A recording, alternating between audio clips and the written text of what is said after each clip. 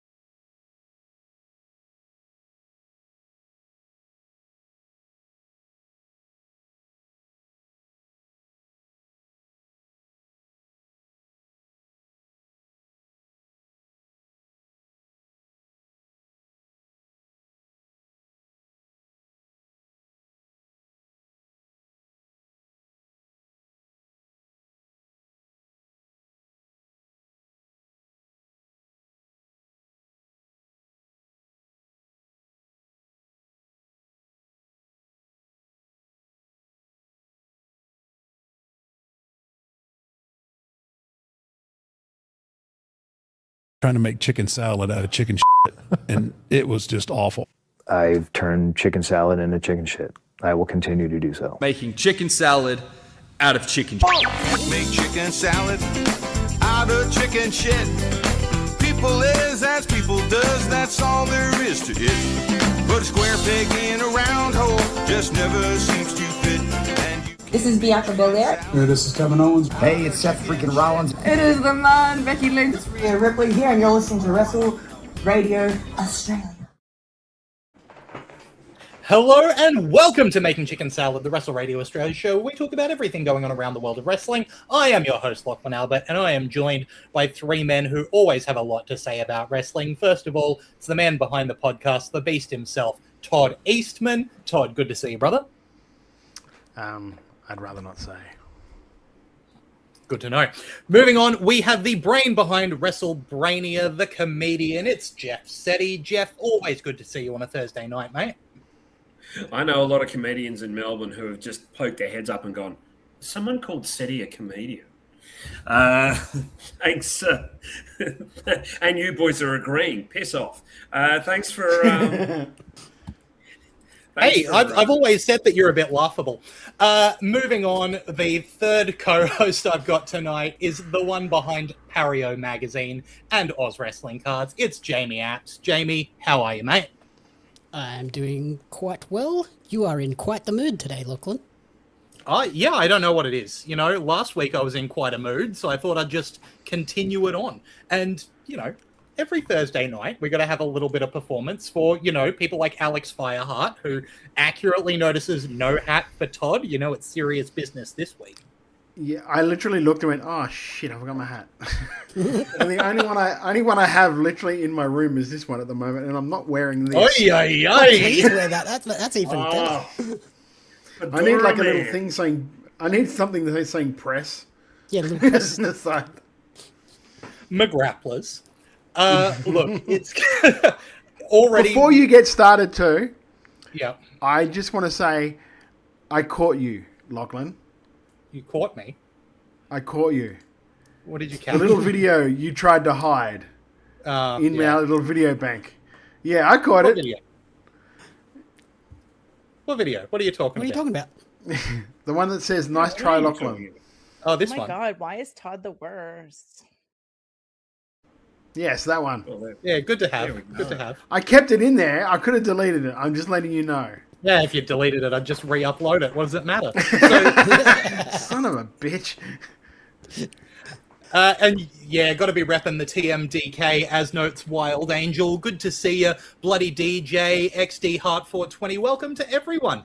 It's nice to have the people here on a Thursday night, 7:30 p.m. Australian Eastern Standard Time at twitch.tv/WrestleRadio Australia, so that we can, have conversations about what's going on around the world of wrestling, and especially within the world of wrestling here in Australia. We've got two big reviews tonight between EPW over in Perth and RCW down in Adelaide. We've got a lot to talk about. We're also going to try out a new segment tonight called What Do You Want to Talk About? So in the second half, we'll throw it to the chat. We'll ask for a topic of conversation within Australian wrestling, inspired by Brodie Marshall last week, who wanted to talk about, where different companies around the country sit. So we want to keep that going. So think of what you want us to talk about in the second half of the show. Have it ready to go when we put the feelers out. But first, what do you guys want to talk about? Just before we get into that, can we make sure that the topics and comments, and I trust everyone implicitly in chat, no backstage goss, no who's signed with WWE. Like, we genuinely don't know. And there's things that we probably would bring up on this show anyway. So please try and keep it kind of, we might know, but we're not saying. yeah, a little bit kayfabe, but also we are keen to get your feedback on what you guys want to talk about tonight. And not just Australian stuff. Anywhere, anything you want to talk about, it's open floor. Because I kind of found that when Brodie was on the other week in the chat talking about that, I kind of found that we went to some interesting areas, which is fun. And also, I'm terrible for checking the comments on YouTube after the fact, because once I've done the show, I've done the show. And it's only when I sort of go through and check sometimes I go through and just check how our stats are tracking, blah, blah, blah. And you'll see comment, and it was comment was a question. I'm like, well, that question they were getting answered, that was 3 weeks ago. So, this way I thought we could help. We always look for ways we can involve the crowd more. So this is just another way of doing it. Yeah, absolutely. And that's the thing, right? We want to be, for the people, talking about what's going on. And one thing that went on a couple of weeks ago that it's time to talk about is EPW Pink is the new Black over in Perth. This is a show which was built around the idea of James Hartness defending his title against Lucas Fantasia, which had both Jay Taylor and Mikey Broderick added to a big four-way main event. But before that, the card was stacked top to bottom, kicking off with an EPW Tag Team title match. Australian Takeover, Julian Ward and Kaz Jordan, managing to defend those titles against the House of Free Spirits, Faisal Ali and the Great George, who were accompanied by Hayden Zenith. This was an interesting one as it got moved around the card who was going to be in that match due to some injury, and that kind of, plays out some more later in the show. But essentially, House of Free Spirits dropped in here a little bit at the last minute and really made the most of it, I thought. Jamie, what did you think about Australian Takeover taking on the House of Free Spirits for the EPW Tag Team titles? I was pleasantly surprised by this, given that it was obviously a thrown together at the last second matchup. I think they did a really good job of making it look like the House of Free Spirits could potentially upset the tag champs here. It was, in my mind, it was always a given that ATO were going to win, but they did a great job of looking like, Faisal Ali and the Great George might get the upset here, which is awesome. And that goes into commentary. I think commentary did the best job of that, of really selling that these guys are experienced and have a chance of toppling them. And I also really want to see a Julian Ward, Ricky South lariat off. Oof. To both hit hard. You couldn't be more right. I think commentary this whole show was really exemplary, and we'll talk about it more in the Elijah Henry Rogan Kargas match, because again, you can see the way that commentary plays into matches. But I agree, it was really good this whole show. Jeff, what did you think of ATO versus the House of Free Spirits with the EPW tag team titles on the line?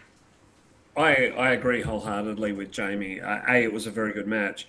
The Great George is such a good gimmick. It is such a good and a particularly good gimmick for one performer, and that is George. Like, he is perfect in his role. It's a very entertaining gimmick. I think that these four guys work together so well, and I am loving ATO. I am absolutely loving Australian Takeover. I don't know what's going on here, but I'm just going to ignore it. I know what I want to talk about in the second half. It's just Jamie's moustache for an hour. But nonetheless, I think that you've had it for a year. I should get over it by now. But nonetheless, this was a terrific match. And yeah, the commentary absolutely made it believable that it could go either way. And that was really impressive.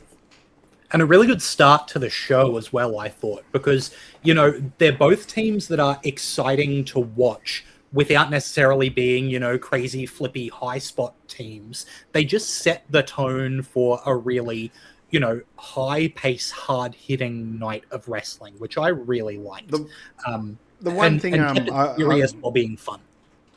The one thing I will flag though is that I don't know if it was a shoot, if it was a work, but it looked like Ali might have hurt himself right before the end of that, like coming off that. I think he slipped off the rope. Yeah, the dive. Maybe hurt an ankle or something. So I really hope that was a work and it wasn't a thing. But it kind of felt like they went to the finish really quickly after that. Yeah. And you get those moments where it goes, oh, that could be something bad. So fingers crossed that Faisal Ali is okay after that one. Moving on, though, to something that had some really interesting repercussions spreading out further forward for EPW. And this was a triple threat match where Adonis Matthews, who was originally going to be in that tag team title match along with Matty Riggs, took on a triple threat match against Jared Slate and Michael Morleone, the Don. We've got a bit of info from Matthew Stacey in the chat who says that he's okay. Hopefully that's some correct info. Really glad to hear that. This match centered around Adonis Matthews calling Slate and Morleone old men and getting absolutely blasted for it. And Jared Slate ended up getting the win. But it can potentially be attributed to Michael Morleone telling the rest of DNT to stay out of the match, counter to the way they normally operate, with some friction going forward within that team there. I'll throw to you, Jeff. What did you think of this triple threat between Matthews, Morleone, and Slate? Big, meaty men slapping meat. What's not to like about this? I mean, we have all said how good Michael Morleone is as a worker. We've all waxed lyrical about how completely he's one of Australia's unsung heroes in my honest opinion. He makes everybody better for being in the ring with him than not. Jared Slate's got that big, tough, old school approach, and Adonis Matthews is just hugely entertaining. So I thought this was terrific. And I do think the right person won, considering the direction they do seem to be taking DNT in. And geez, Stella gets heat. Like, oh yeah, she's not doing anything new, but what she's doing well. So yeah, loved it. Thought this was terrific. I do wonder how much Target and Morleone have had an influence on that growth on Stellan X, because she's always been enjoyable to watch. But since becoming a heel and joining DNT, she has absolutely soared in that role. And I think the experience of those two is probably supporting that. Todd, what did you think of this triple threat with Slate, Matthews, and Morleone? Man, how fucking big is Adonis Matthews? Yeah, he lives up to the name. Holy, doesn't he though? I mean, holy hell. I was just looking at him. One thing I did notice too, and like it'll be later on in the show when we talk about it, but it's just how alike Jared Slade and Felix Young are. Like in their mannerisms, in the way they work. And we're like, no wonder they're such a good tag team. They seem to be like the same person split. You know? Yeah, it's like brother tag teams. It's just natural to pair them. That's kind of what it felt like when I was watching. I love just the idea of having like a group together of like Hartness, Slade, and Felix Young. That's like a faction that you could see being just like three kick-ass dudes. Oh like that's just it's just like they just fit so naturally together. Really good match. I thought they played the whole young guy like just being a loudmouth and getting his ass kicked for it. Great.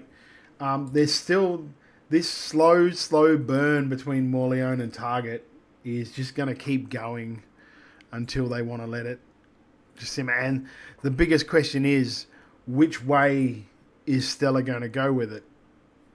Like, because it looks like Michael Morleone is going to be the babyface coming out of this, but you never know at the last minute. Something could happen. And both of those guys can do both. Exactly.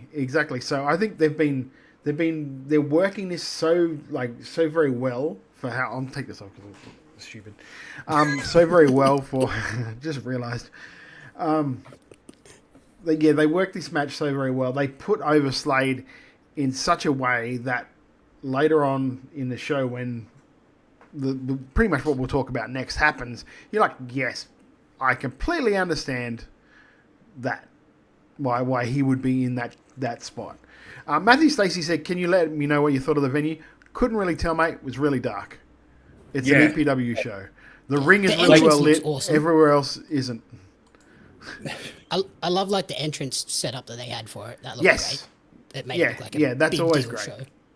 And I will note also that the crowd seemed quite close to the action, which I always like for this kind of show. But look, from venue to venue, there's only a few that really stand out.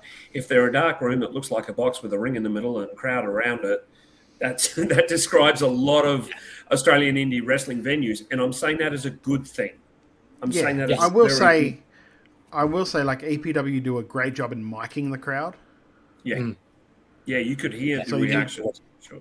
Yeah, because a lot of times you can't really hear that reaction, even though there are like you can imagine if they were live, they would real good reactions from that crowd. EPW seem to have that mix really well worked out. Yeah, absolutely. Matt, you've just said, letting you know this is where I'll be, the best venue in Perth or wrestling. It's hard to say that because you've got to see every venue in wrestling to make that claim. Sure, it's possibly a great one for Perth and good on the EPW crew, but there's fantastic venues in Melbourne. I know there's great venues up in Brisbane and Sydney the same. My guess is that was a typo. Venue in Perth for wrestling. I apologise. That's my guess. I apologise if that's the case, Matt, but you can understand what I mean. Like, everywhere's got good venues. I was going to say, well, what's Willetton Stadium like then? Because I haven't been there, but you guys were there for that. This is our house. Yeah, it was really cool, but it's definitely a basketball stadium before it's a show venue. You know what I mean? Yeah, and just to correct, I suppose it's hard to curtain it so it doesn't look like you need big money to be able to do space. That. Yeah. And just to let you know, Lachlan, it's anything but cool that night that we were there. It was about 38 degrees. It was boiling. Yeah, that's true. Speaking of something that was hot, the EPW Coastal title was in high demand on this show, with Dustin Connors holding the, what did he call it? The Warboy Challenge? With the EPW Coastal title on the line, he put it out to anyone. And Jared Styles from the EPW School of Pro Wrestling came out and, in a losing effort, put up a good fight for a trainee. And then Dustin said, bring out another one. So Sage the Vegan came out from the training school, and Dustin Connors managed to defend the title again. And Dustin Connors decided he wasn't done, so Jackson Swan came out for a third match. And of course, having Jared Styles and Sage still around made that an even more daunting task. But Dustin Connors managed to prevail before Jared Slate came out to kind of take ownership of the next shot at that title. Before I pass this off, I thought this was bloody brilliant. What a great way to show that Dustin Connors is great at holding that title no matter what's coming at him, because after already winning 2 matches, then he had to take on a third person with 2 other people getting in there trying to help that third guy take it, and he still managed to hold the belt. It was great for each of the trainees getting onto a show. It makes Jared Slate look terrifying because he comes out and he's so huge and he's just won a triple threat. Like, this is how you book everyone to look fantastic and get great opportunities. Jamie, what did you think of this Coastal Title Warboy Challenge? I enjoyed this as well. I love how the title matches became more and more perilous to Dustin's reign because he'd been through a bit and each person got a little bit more in. And like I was really impressed by Sage. I thought she did brilliant in her section. And yeah, I thought all 3 trainees worked really well. And then that moment where they all teamed up to try and take out Dustin and then he manages to overcome, that obviously cements him as a legitimate serious contender, and it's going to be hard for any one person to now take that title off him. Do you know one thing I would have done? And I would have 100% stole this from last Friday. I watched that WWA The Inception, and they did a thing where Bret Hart had a battle royal and just opened it to anybody anybody who works for WWA. You can get in the battle royal. So you had the referees got into it at one point, and one of the cameramen dropped his camera and gets into the ring. If I was them, I would have done something like that, because most of the time a rookie's the one doing the camera work. So you just plant a rookie in the crowd with a camera and have him just go, I'll open it to anyone, and you just hear the camera get put down and get picked up by someone else, and he gets in the ring and has a match. Something because I thought that was a brilliant idea. It wasn't the best executed in WWA, but I could imagine someone like EPW actually doing it really well with a rookie. Because that's an easy story for the commentary to tell. They had Layla Jamie, Devine on the outside doing socials. Yeah. So just put the phone down and jump in. Yeah, because it would have been different. It could have been 100% the cameraman's having a crack. Because let's face it, those matches didn't go 2 minutes. I think so you would have been able to work about 3.5.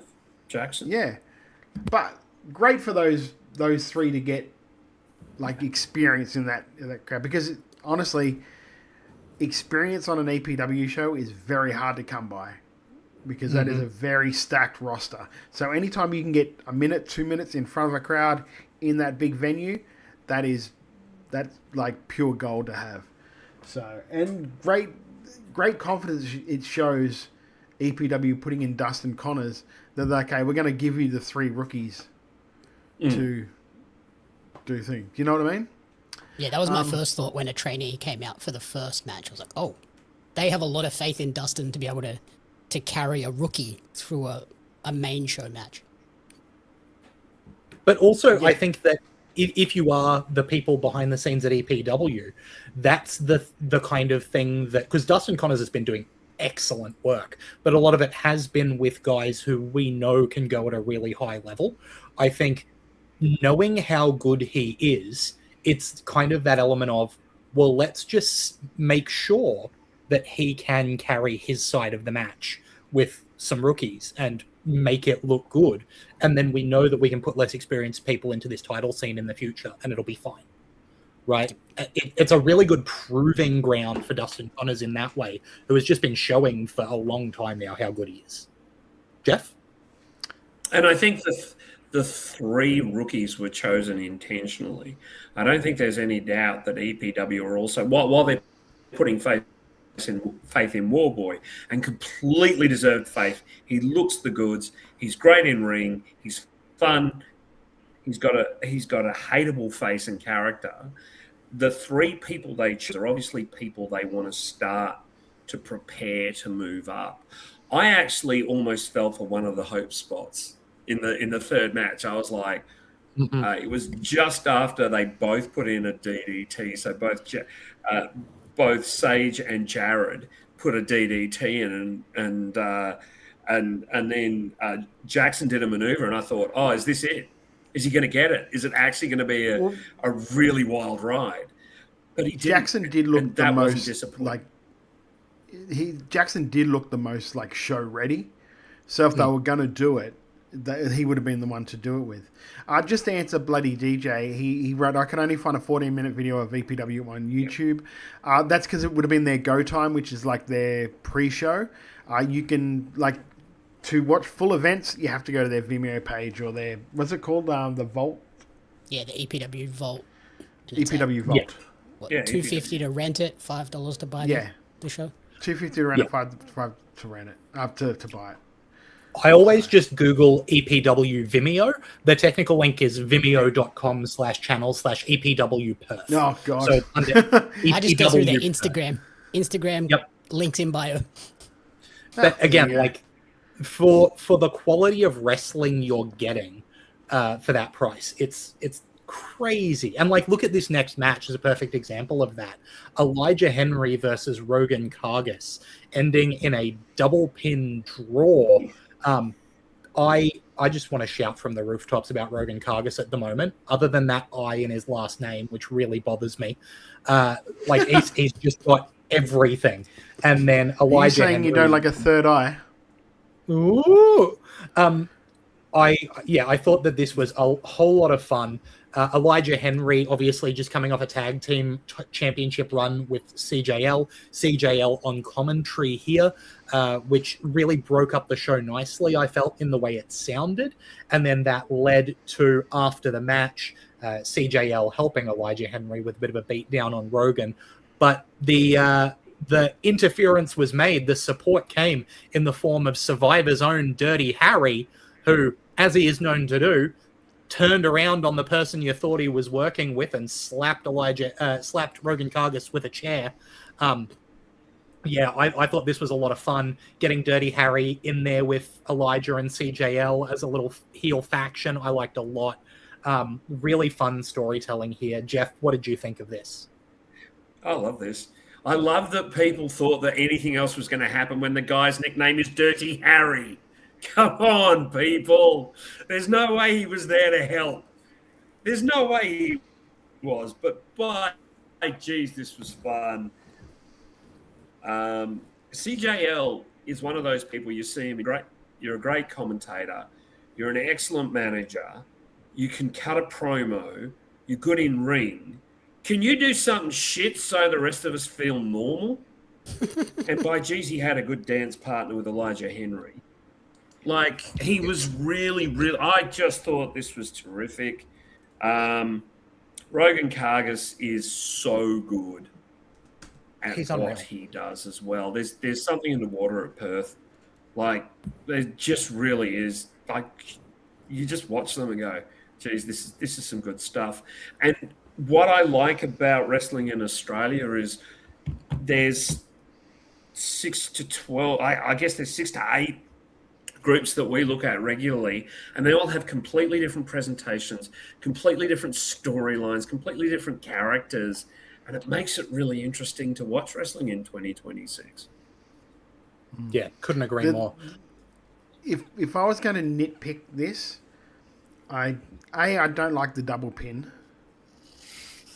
because I just think it's weird for a ref to count both shoulders at the same time.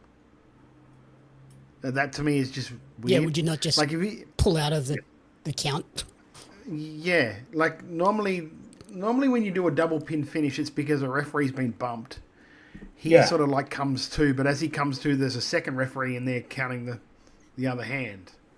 So they do it that way. It was just kind of weird when he goes, well, both of you pinned each other. It was just a bit janky. Love CJL.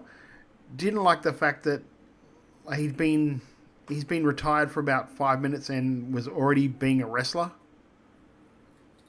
Like, that's not really something a manager doesn't fly in and start beating on a guy like he's a wrestler. It's kind of like not retired things that you do, if that makes sense. He can be retired from in-ring, but not retired from getting in a scrap, right? Yeah, but if you're going to do that all the time, why not just wrestle? Do you know what I mean? Like, if you're going to be that threat, then... Yeah, or at least leave the door open. Yeah. Don't say you're retired. Yeah. Love the Dirty Harry part. Like, I want to see where this goes from here. Because, like, if it's a one and done, kind of silly. But I would imagine the way they had it set up with the promo afterwards and stuff like that, it's going to end up being Rogus and Dirty Harry, which will be a great match. And I think it's clever to put Dirty Harry in this situation where between Elijah Henry and Chris J. Lazarus, anywhere that he is struggling as somebody who is not in wrestling all the time, they have all of the skills to support him there, right? Yeah. Without it looking like they're getting in his way. The other thing about Harry, and I mean, Survivor fans will know this, and also people that have seen Brainier in Perth, because we've had Harry on twice, because he just likes the show. He has so much untapped charisma. He's just such a funny and charismatic guy. And you almost got the sense that he was being a bit cheeky in the heel turn. Like he was kind of going, ha, ha, ha, ha, audience, fucked you over. Let's go. You know, I agree. I hope this isn't a one and done. I get the feeling EPW probably pitched the storyline to him that he liked, so he'll come back and do it. Because, of course, he used to wrestle as the tag partner of Del Cano and also wore a mask. Wasn't he like ice cream? That's why he was Harry the ice cream guy. Harry the ice cream guy. So yeah. And by the way, if you're in Perth and you want a good recommendation for ice creams, he's the best person to talk to. I'll tell you that. Well, look, just quickly, speaking of Survivor, we've got the update from Macho Man Andy Savage that Jackson has made it to the Final Four. Not looking good for him, but if he makes the Final Two, he's going to win it. Big plays over there. And speaking of big plays, Bruno Nitro in this new heel persona, or newish heel persona, taking on Felix Young. And like Todd mentioned, you can see the through line there between Felix Young and Jared Slate. Just an immense challenge for Bruno Nitro, with that weaselly little heel managing to get the victory. Jamie, what did you think of Felix Young and Bruno Nitro? I pretty much only had two notes for this. Bruno plays this version of the character so well, and the crowd hate him so much, and he just want to punch him in the face. He's just so punchable. Very, very. Todd, thoughts on Nitro and Felix Young? I completely agree. He's doing it really, really well. Where because of the character, because of the way he can carry himself at times, it's very entertaining. So people would have the inclination to cheer him, or inclination to get behind him. But he's doing it now in such a way where he's just being that shit heel, scared of the guy, doesn't really want to interact unless he's got the upper hand, that it works perfectly for that heel persona and for what he's been doing. Even that little dance that he does, it's like, ugh. Yeah. It's just, yeah. Yeah. And just because I think that's different music too, isn't it? It's a different ring entrance music. Because he's just just bopping around, look like he's going to shake a kid's hand and does it, moves away. I really like the Tron with him dancing in different outfits. It's just cocky enough that it's it could be a baby face, but it's just not. The one thing I will say, and I forgot to mention it before, do you know what I love about Jared Slade? No. What's that? No? He's on a warpath. He's on a warpath. Trent O'Day, don't get involved. Yep, silly idea. Let the big boys play. The Queensland has been eliminated. Oh. Todd got so excited to play that video. He just I know, I pressed it twice. I was so excited. You're a 14-year-old boy watching porn while your parents might come in. My hand moved quicker back then.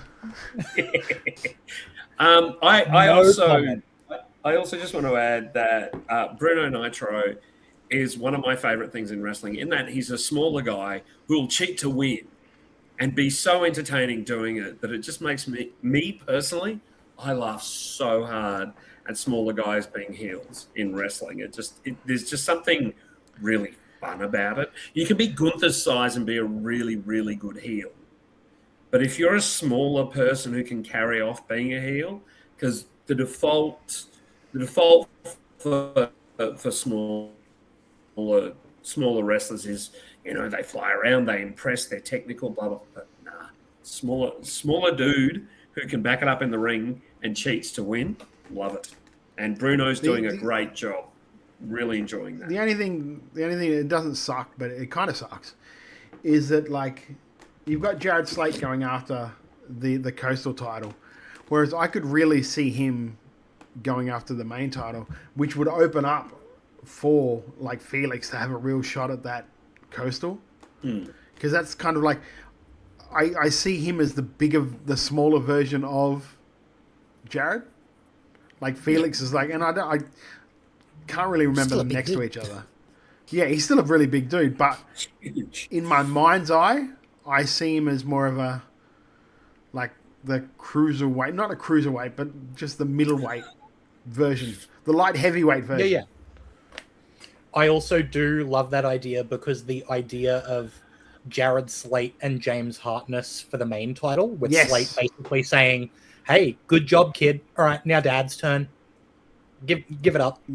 Like that. What I also like is that none of these ideas are inconceivable, because EPW paints such a good picture when they are putting new people in that title frame. So when Hartness won, no one went, no. Everyone went, yeah, I can see that. That's cool. So they're clearly prepared to go a bit smoky with their champions and see if they can work it. And Hartness is doing a great job. More on that in a minute. But also, completely Jared Slate could win that belt, and you wouldn't go, I couldn't see that. And that's a credit to EPW for lifting so many people to be credible in that role. Well, you look at the people who weren't on this show, and it was still a really strong show. Yeah. We didn't see Slater. We didn't see no Solomon. TMDK apart from Mikey. Yeah. We didn't see Marcus Pitt. Like, incredible acts weren't on the show. Like, and Solomon there are wasn't guys there. on here There was a whole like host of dudes.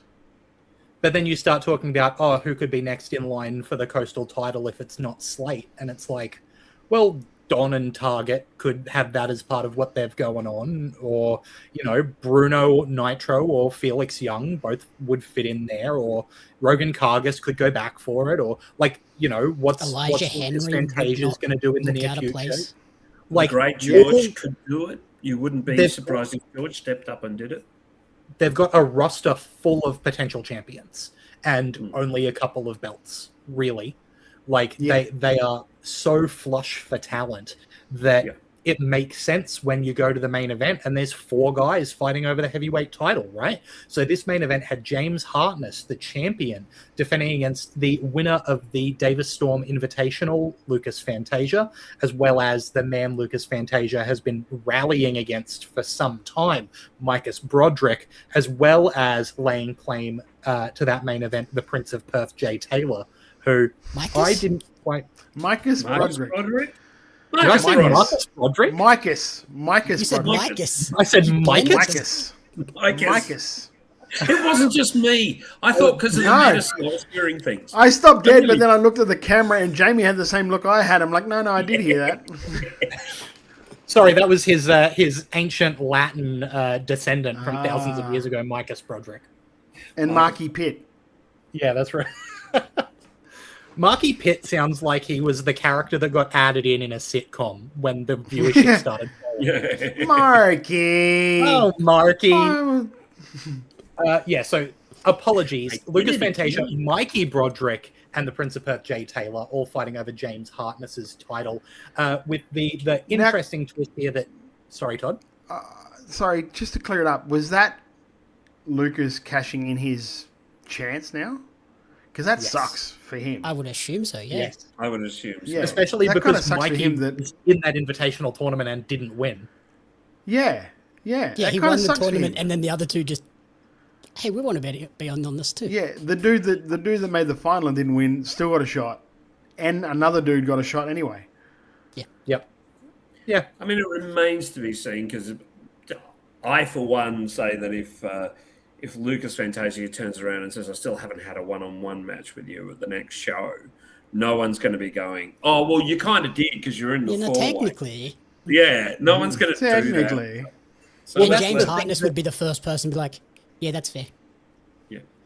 And that's the Remember thing that that was clever, I Fuck think, off. about this booking, is that James Hartness is a babyface and Lucas Fantasia is a babyface. So how do you get them to have a match without it being awkward in terms of who the crowd's cheering for? I do think that both of those guys are good enough that they could make babyface versus babyface work. But the idea of adding in Mikey Broderick and Jay Taylor, two very clear heels, I think worked well here. And then having Jay Taylor effectively taken out when you had, a fifth man come and enter and have, Jesse Lambert kind of take him out of the match by fighting out through the crowd, I think was a lot of fun. But it still gives Lucas Fantasia that, hey, I haven't had a one-on-one. Mikey Broderick gets to say, hey, you never beat me one-on-one. It was Fantasia was in the way. Jay Taylor gets to say, hey, I wasn't involved in that finish at all. I got taken out. I still deserve a shot at the title. And Hartness looks strong for having overcome a whole lot of challenges. So I think that worked really well. Jeff, what did you think of this four-way main event? Oh, I loved it. To be honest, I thought this was terrific. I really liked the chemistry between the four of them. I liked that it wasn't just... Sometimes when you have a multi-person match, it's like two people powdering out, two people powdering. But no, it seemed like all four were constantly working together. And well done to whoever put the match together. I think that that's a credit to you. I really, really liked also that the four of them are distinct personalities. They all have a different look. They all have a different kind of, working style. And I thought this was terrific. I really, really like your reasoning as well, Lachlan. The whole thing of, all three of them have a reason to come back to Hartness and go, we this isn't finished. Between you and me, this isn't finished. And it makes that title contention scene in EPW so flourished. And I think that that's a credit to them because, the Don is probably like there's a few names in Perth you can see they've got less days in front of them than behind them. So, they're already fostering and building the next main event scene for the future. I love that. And Alex Fireheart mentions, given his whole thing, I feel like if need be, James Hartness could lean tweener in a one-on-one with Lucas Fantasia. I agree, but I don't think they want to do that this early into his title run, right? They could do it a little bit later. I also think that Hartness is so popular. Like, as a champ, he is so popular. I think people admire him because, just a couple of years ago, he had a bit more shape to him, and he's trimmed down and he's looking terrific. Oh, he so looks well like a totally done, James. different person. Yeah, well done on that front. Yet he's still the same wrestler, and he's still got those same hard-hitting impacts. Fantastic! It's just fantastic to see. I agree with you, Lachlan. I don't think they'll go towards a heel run for Hartness. I think this is a babyface champion run, and he's doing a great job. Yeah, in a world where a lot of promotions lean into almost a Superman type champion, like size, look, blah blah. I really like the fact that James Hartness is like an everyman type dude, like a dude you'd see at a pub, and you're like, oh, if something kicked off, he's going to kick your ass. Yeah, I like that because some people people can empathize with him. They can where it's sort of we've got on the next show we're going to talk about a Dean Brady. Not many people are going to go, yeah, I could see myself having a beer with Dean. You just couldn't. You'd have a protein shake with Dean. And that'd be about it. Yeah, or the babyface in that feud is Redshaw, right? It's I don't see Redshaw as the kind of guy that I'm, buying a Coke for. No, that's exactly right. I love that about him, and they do, like, EPW tend to do that a bit too. They sort of like swing back and forward from that. Like, you'll have a Jesse Lambert, but then you'll have a Marcus Pitt. Then you go from a Marcus Pitt to a Hartness, and then maybe next you go back to a Mikey Broderick. So it's just the fact that they've got so much versatility in their roster that they can do that is great as well. I also think, and I don't mean to monopolise the conversation, but I also think that what we're seeing with James Hartness is James Hartness. I don't think he could be any other person. That is him. And, whether a heel, a face, or a tweener, that is 100% James Hartness. And good on both Hartness and the EPW crew for letting him be the geezer he is. And I'm using the word geezer on purpose because obviously he's very English.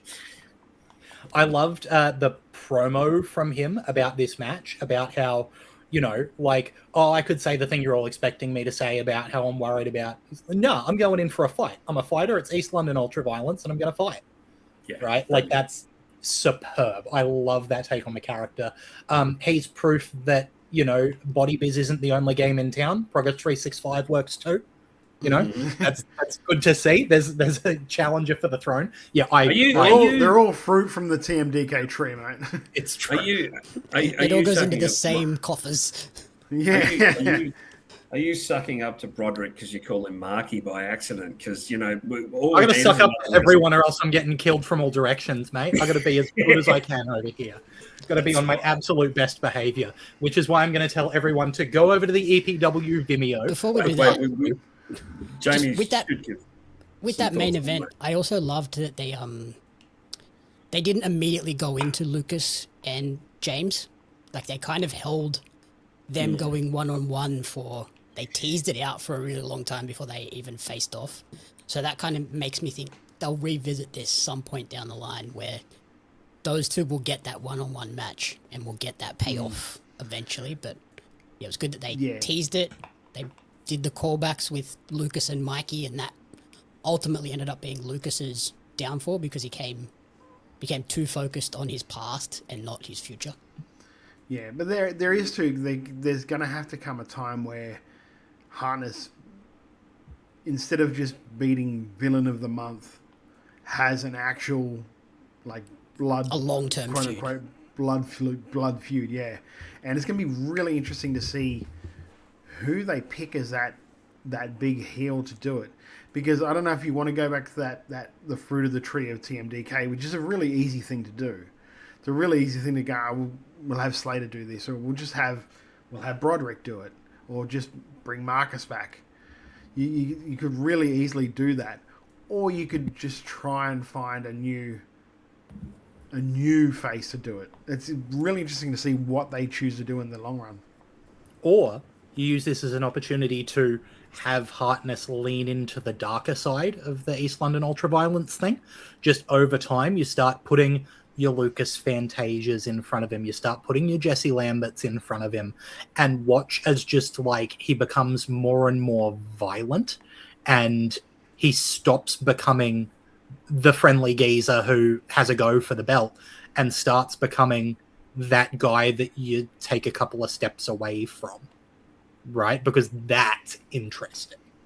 Lachlan, have you seen him? I'd still take a couple of steps away from him. He's massive. He's terrifying, but in a friendly way.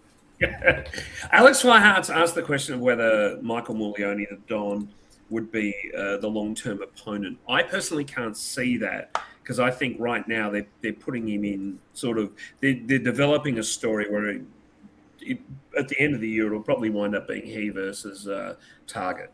I think that they're beginning to hint that. Yeah, and I would assume the way it's going, he would be in the face role. Yes. Yeah, looks like it. And but you can see how much conversation there is to be had around this show. This is such a well-structured show with awesome matches top to bottom. I think that this is an absolute slam dunk of a show. EPW's Pink is the New Black was so enjoyable to watch. You can go on over to EPW's Vimeo and check it out. It's a couple of bucks for one of the best shows we've watched so far this year. It's an absolute cracker. just pulling the curtain back, I accidentally messed up the code, so I wound up paying $2.50 for it, and I felt like I got every penny's worth, like literally every penny's worth. Great show. Yeah, like this is absolutely worth your dollars. And that's all it is. It's a couple of dollars. Unreal stuff. Moving on to a show that, on the other hand, is free on YouTube, and that's RCW's Megaslam 2026, coming from the Adelaide Fringe Festival. I almost stuffed up another word. My goodness, what's happening tonight? Not a film festival. The Film Festival. From the Fringe, RCW's Megaslam kicked off with an RCW Tag Team title match as Party Hard, Banjo Powers and Party Guy Ty, managed to defeat Jet Armstrong and Nick Armstrong to retain those titles, which is an interesting matchup because Party Hard is so clearly the babyface tag team, and the Armstrongs have kind of been presenting themselves as babyfaces for a little while, doing the whole Enter Sandman thing. So I wasn't sure quite how this one was going to work, but I thought it came off quite well. Todd, what did you think of Party Hard versus the Armstrongs for the RCW tag titles? I think it's good for a match. I don't get... I kind of don't get the Armstrongs. I know them and I like them. I just don't know what they are. They kind of just flip-flop into wherever they're needed at the moment. Yeah, but I'm like, they're two guys that are... They're clean-cut, like short-haired, fairly like collegiate-looking guys who come out in leather jackets and aviators to Enter Sandman. I was talking to someone, and I won't say who it was. I was talking to somebody about it, and I was like, they're closer to bloody Deuce and Domino than they are to anything else, and I don't understand why. They've never been explained that that's what they're doing now. The match itself is fine because Jet and Nick are two great workers. And, man, like, if Banjo Powers gets any more shredded, he just, like... Jesus. Holy shit, he looks good now. Uh-huh. Like, insane. Holy shit. Like 1% he body fat. He walked out. Yeah, like 0.5% body fat. Looks amazing. Banjo, you make Finn Balor look overweight. Well, literally, yeah. he has like a Finn Balor body now. He makes Finn look over. Have a hamburger, please. Make all of this. Yeah. Have a carb, prick. Is he scared of cannibals and trying to make himself taste terrible with no fat? Oh, bloody DJ just said keto left the chat. That's funny. That's very funny. Well said. The match was always going to be good because the Armstrongs are underratedly still one of the best tag teams in the country, and Party Hard are, well, being where they are on the card, they're one of the best, the best tag team in RCW at the moment, and improving with every match I see them. And I know they've been together for like X amount of years. They still like step up every show. I see little extra little things, and of course that probably is because Party Guy Ty had some time out with illness and that, and so they really are getting back into the swing of things. But they are getting. So I would love to see them have a shot, like just somewhere else, just to see what they could do in that environment, because they have like RC Dub in the palm of their hand when they walk out. So I'd like to see them have that challenge of having to get over in front of a crowd that doesn't know them. Yeah. I am always shocked by how well Party Guy Ty stays in character and stays fun and partying, and then always pulls out some new element of the move set that you haven't seen.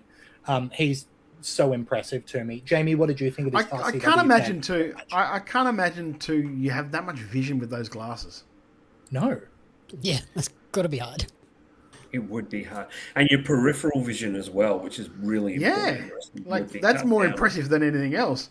Like I know how hard it is apparently to wear a mask when you wrestle. I can't imagine wearing the actual glasses where, like every like couple of millimeters, there's an actual bar of plastic. Yeah. Sorry, Jamie, I interrupted. I enjoyed this. I thought it was a nice, quick opening that achieve what they wanted to fire up the crowd, and it didn't overstay its welcome. But like you said, the Armstrongs are incredible, and like I mentioned, they are pivoting backwards and forwards between heel, babyface for whatever role is required at the time. And I thought they did a great job as heels. They just fit in that role so naturally, which helped get Party Hard over even more than they already are, because Banjo was selling incredibly well and got a ton of sympathy. And then when Party Guy comes in, he's just pure fire and fun. So it was the perfect opener, I think. Yeah, absolutely. I kind of agree. I think I prefer the Armstrongs as heels. But of They're more course, you've natural. got CBTM, who are such dominant heels that you almost don't want to take the focus off them. You want them to be the strong heels at the moment. So I can understand why they're faces. The thing that does bug me, and it bugs me every time, is using Enter Sandman. It's so endemic with one wrestler. Yeah. You know, it's so endemic. It would be like a local wrestler coming out to like the Heart Glass Foundation Smash. team. Well, the Glass Smash, or like 100%. Good point. But the match itself was terrific. The match itself. And Macho Man Andy Savage hits the nail on the head. I can only imagine walking into a Fringe show with Party Hard opening the show. What a vibe. Yeah, like perfect for that situation. Another person who's perfect for the Fringe is Ricardo. Like, that's a character that for a Fringe audience is so much fun, is so like clearly a character. I really thought that he was in his element here. And I think Kit is one of the MVPs of Australian wrestling at the moment. Anytime Kit is in a match, that match is going to be bloody excellent. And once again here, Kit absolutely... And like, I know that we've talked a lot about Kit and Red Smash going at it, because it's true of both of them, and they make each other look incredible. But this was another instance of Kit individually just being that good. Jeff, what did you think of Ricardo and Kit going one-on-one? Unsurprisingly, as the guy who concentrates a lot on strong characters, which is probably my theatre background more than anything else, I thought this was terrific. Kit is such a well-defined shithead. Because he is. You're supposed to just go, that guy's such a shithead. Ricardo is fun. Ricardo is just a fun and lively character. I really admire RCW for giving these guys the spot. This is a good spot for newer workers. You know, they're still relatively new. And to have them feature so prominently in one of your Fringe shows is something really, really special. Kit and Ricardo definitely pulled it all out. And it was a terrific match. They both held their characters really well. And Kit winning in not the cleanest way is kind of nice. Yeah, I really enjoyed that as well. Todd, what did you think of Kit versus Ricardo? Huge raps on Kit. I really hope they find something for him to do in the middle to upper tier of the card, because he can do it. Like, I think he has that in him, that he could comfortably be in those and comfortably hang with your Matt Haters, you know what I mean? Like, I could see them two having a really good match. Even though it didn't have to be for anything. They could just have a really good match. But yeah, I think it was great. Like, I love Kit running in through the crowd to try and get away because he thought he was going to get hit by an arrow. Yeah. Like, just silly stuff, but then when it gets down to wrestling, he can work his boots off. So I really, really enjoyed it. Thought it was really good. Good to see Ricardo growing as a worker too. Yeah, I liked him incorporating sort of the European uppercuts, very like Claudio Castagnoli, leaning into the Italian side. That famous Italian Claudio Castagnoli. Well, just the European. It's all close. Where's the video of... Where's the video? Yeah, I was waiting for that shit. Come on. Where's the vid? All right. I'm banking it. I'm using it later. A triple threat match next with Hugh Beauty managing to get the win over Joe Master and Xander Sullivan. them doing a good job of subverting expectations a little, where when Joe Master went to interview the conspiracy theorist, Xander Sullivan, Xander didn't really have any interest on being in a podcast, which I thought was a fun touch. It would have been really easy to go, yeah, the podcaster and the conspiracy theorist get along, and they didn't go that way. I liked that. I thought Hugh Beauty looked great here, as he always does when he is wrestling a wrestling match. He does a really good job of that. Joe Master's got the character through and through. Xander, I mean, I can't be unbiased when it comes to Xander. I think he's great. I also think it was funny watching this immediately after EPW, where EPW, after, I believe it was the tag title match, had some weird, static with so much greater and a logo, and then just seeing it on this show was a bit of fun. It was a bit of fun, but then I'm like, oh, he'll never make that match. I did the same thing. Yeah. When I saw the teaser, I was like, oh, that's cool. Oh, wait, no, it's not cool. Bitch, yeah. Well, for now. When you realize what he... When you realize what he's missed out on because of his injury, like the MCW thing, and now, like, obviously the EPW thing, he's like, oh, that poor guy, that's two of the 3 or 4 best promotions in the country. Yeah. He could have literally covered, like, PWA, RCW, EPW, and MCW in the space of the first couple of months. Yeah. Poor dude. Anyway, I love him though. His spirits are pretty good. He's reviewing movies and enjoying himself. But we just, feel better, Xander. I hope you're okay, mate. Yeah, I know. He must be bored because, he writes like a 2-page dissertation about a movie, and sometimes I just want to message him and just go, "It's not that deep, brother." He writes a 2-page dissertation on a movie he doesn't like. Yeah.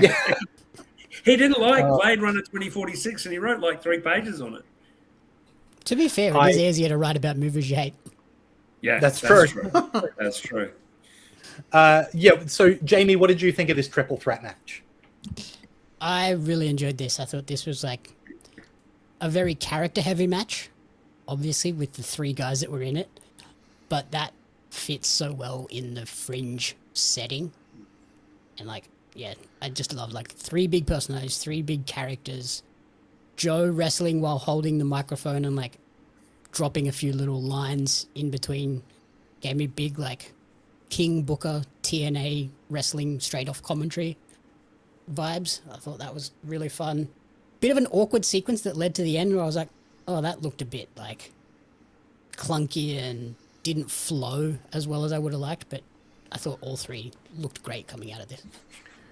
And I love the backstage promos afterwards that were very New Japan. Yeah, the way it was edited through too, where it was obviously done for mobile so you could do it as a reel, but they've added the side bits of video just to give you that taste of what he's talking about. You have to too, and I know we wax lyrical about him, you have to give it up for Xander because he walked into that crowd and they would have not known who the hell he was.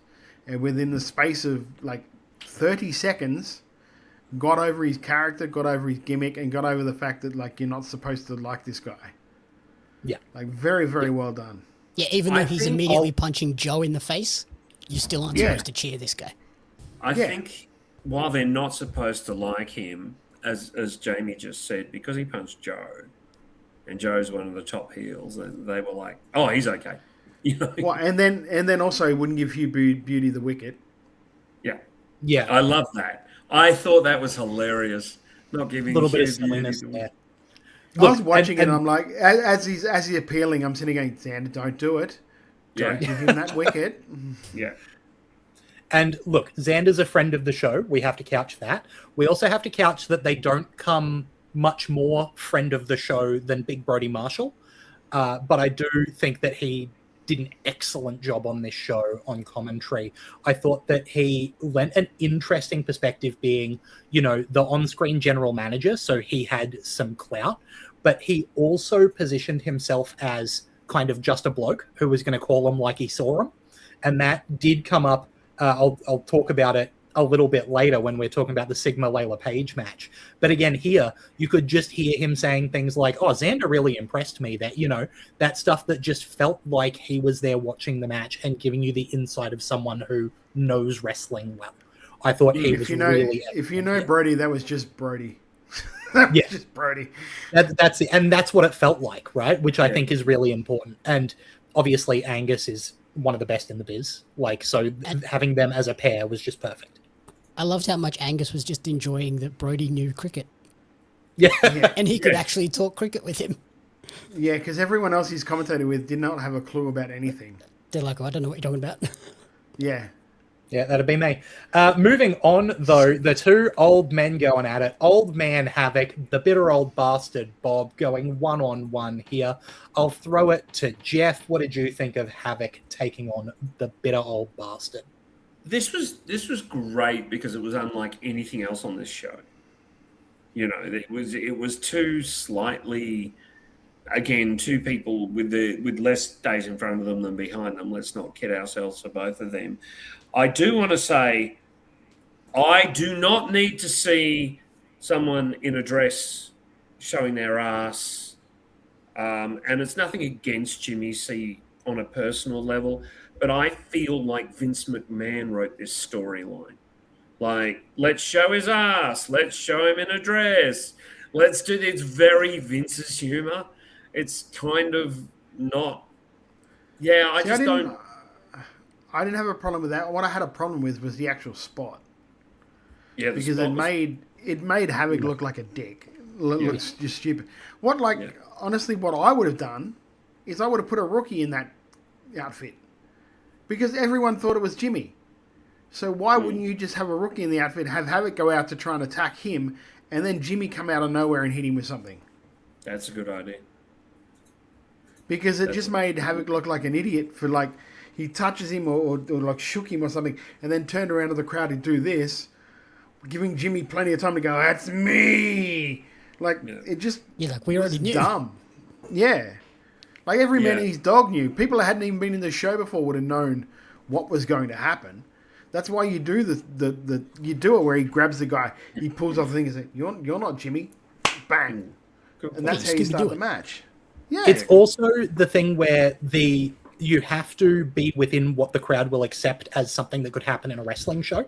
So when he was coming up behind Havoc with a hammer, I know that he is not going to hit Havoc in the head with a hammer. I know that's not going to happen. Terrible form. No. So I'm not surprised when someone intercepts him, right? So don't make it a hammer. Make it a club or something where I go, oh, it's going to hurt when he hits him with that. Because he's not going to commit murder live in the middle of an RCW ring. So don't try and convince me that that's what's about to happen, you know? Yeah, this is so where was Benjamin when that was happening too? Backstage hanging coming out. in. Yep. You know.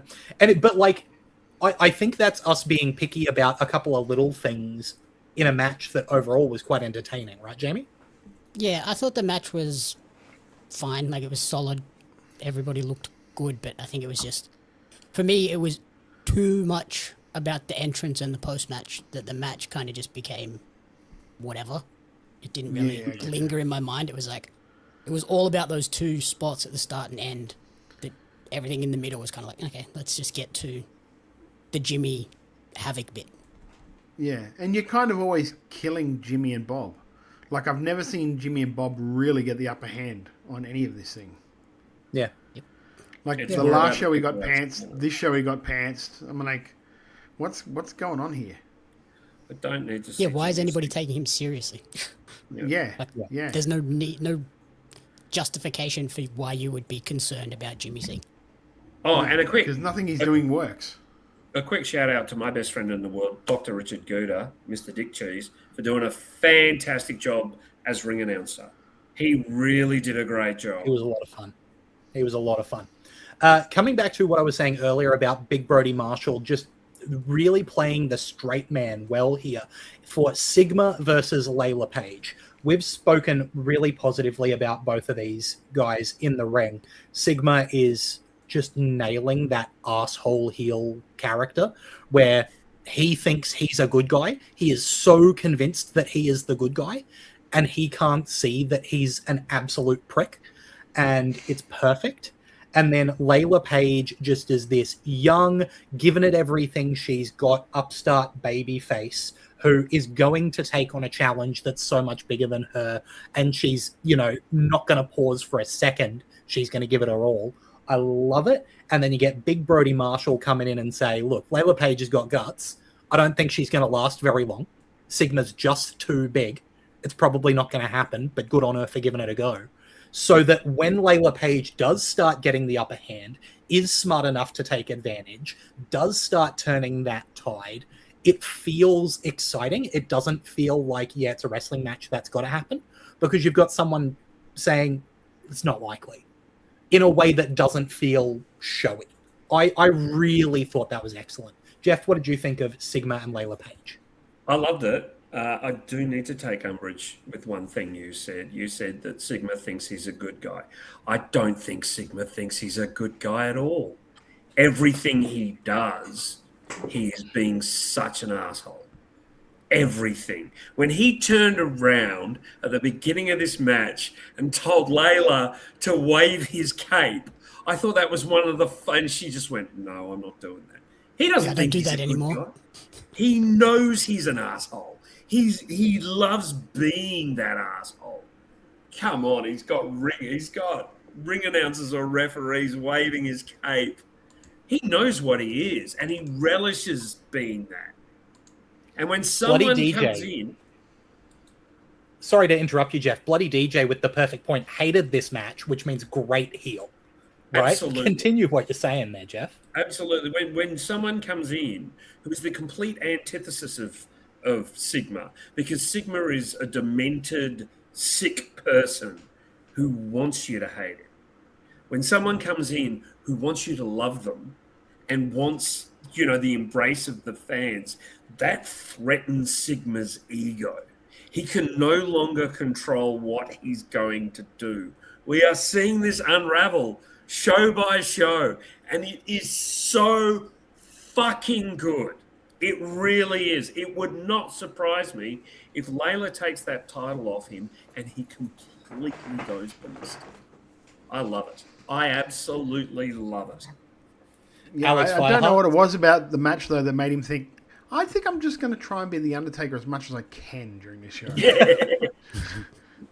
Alex I'm going to go for Fireheart old mentions, school. I'm going to hit a tombstone. Jesus, that powerbomb. Oh my God.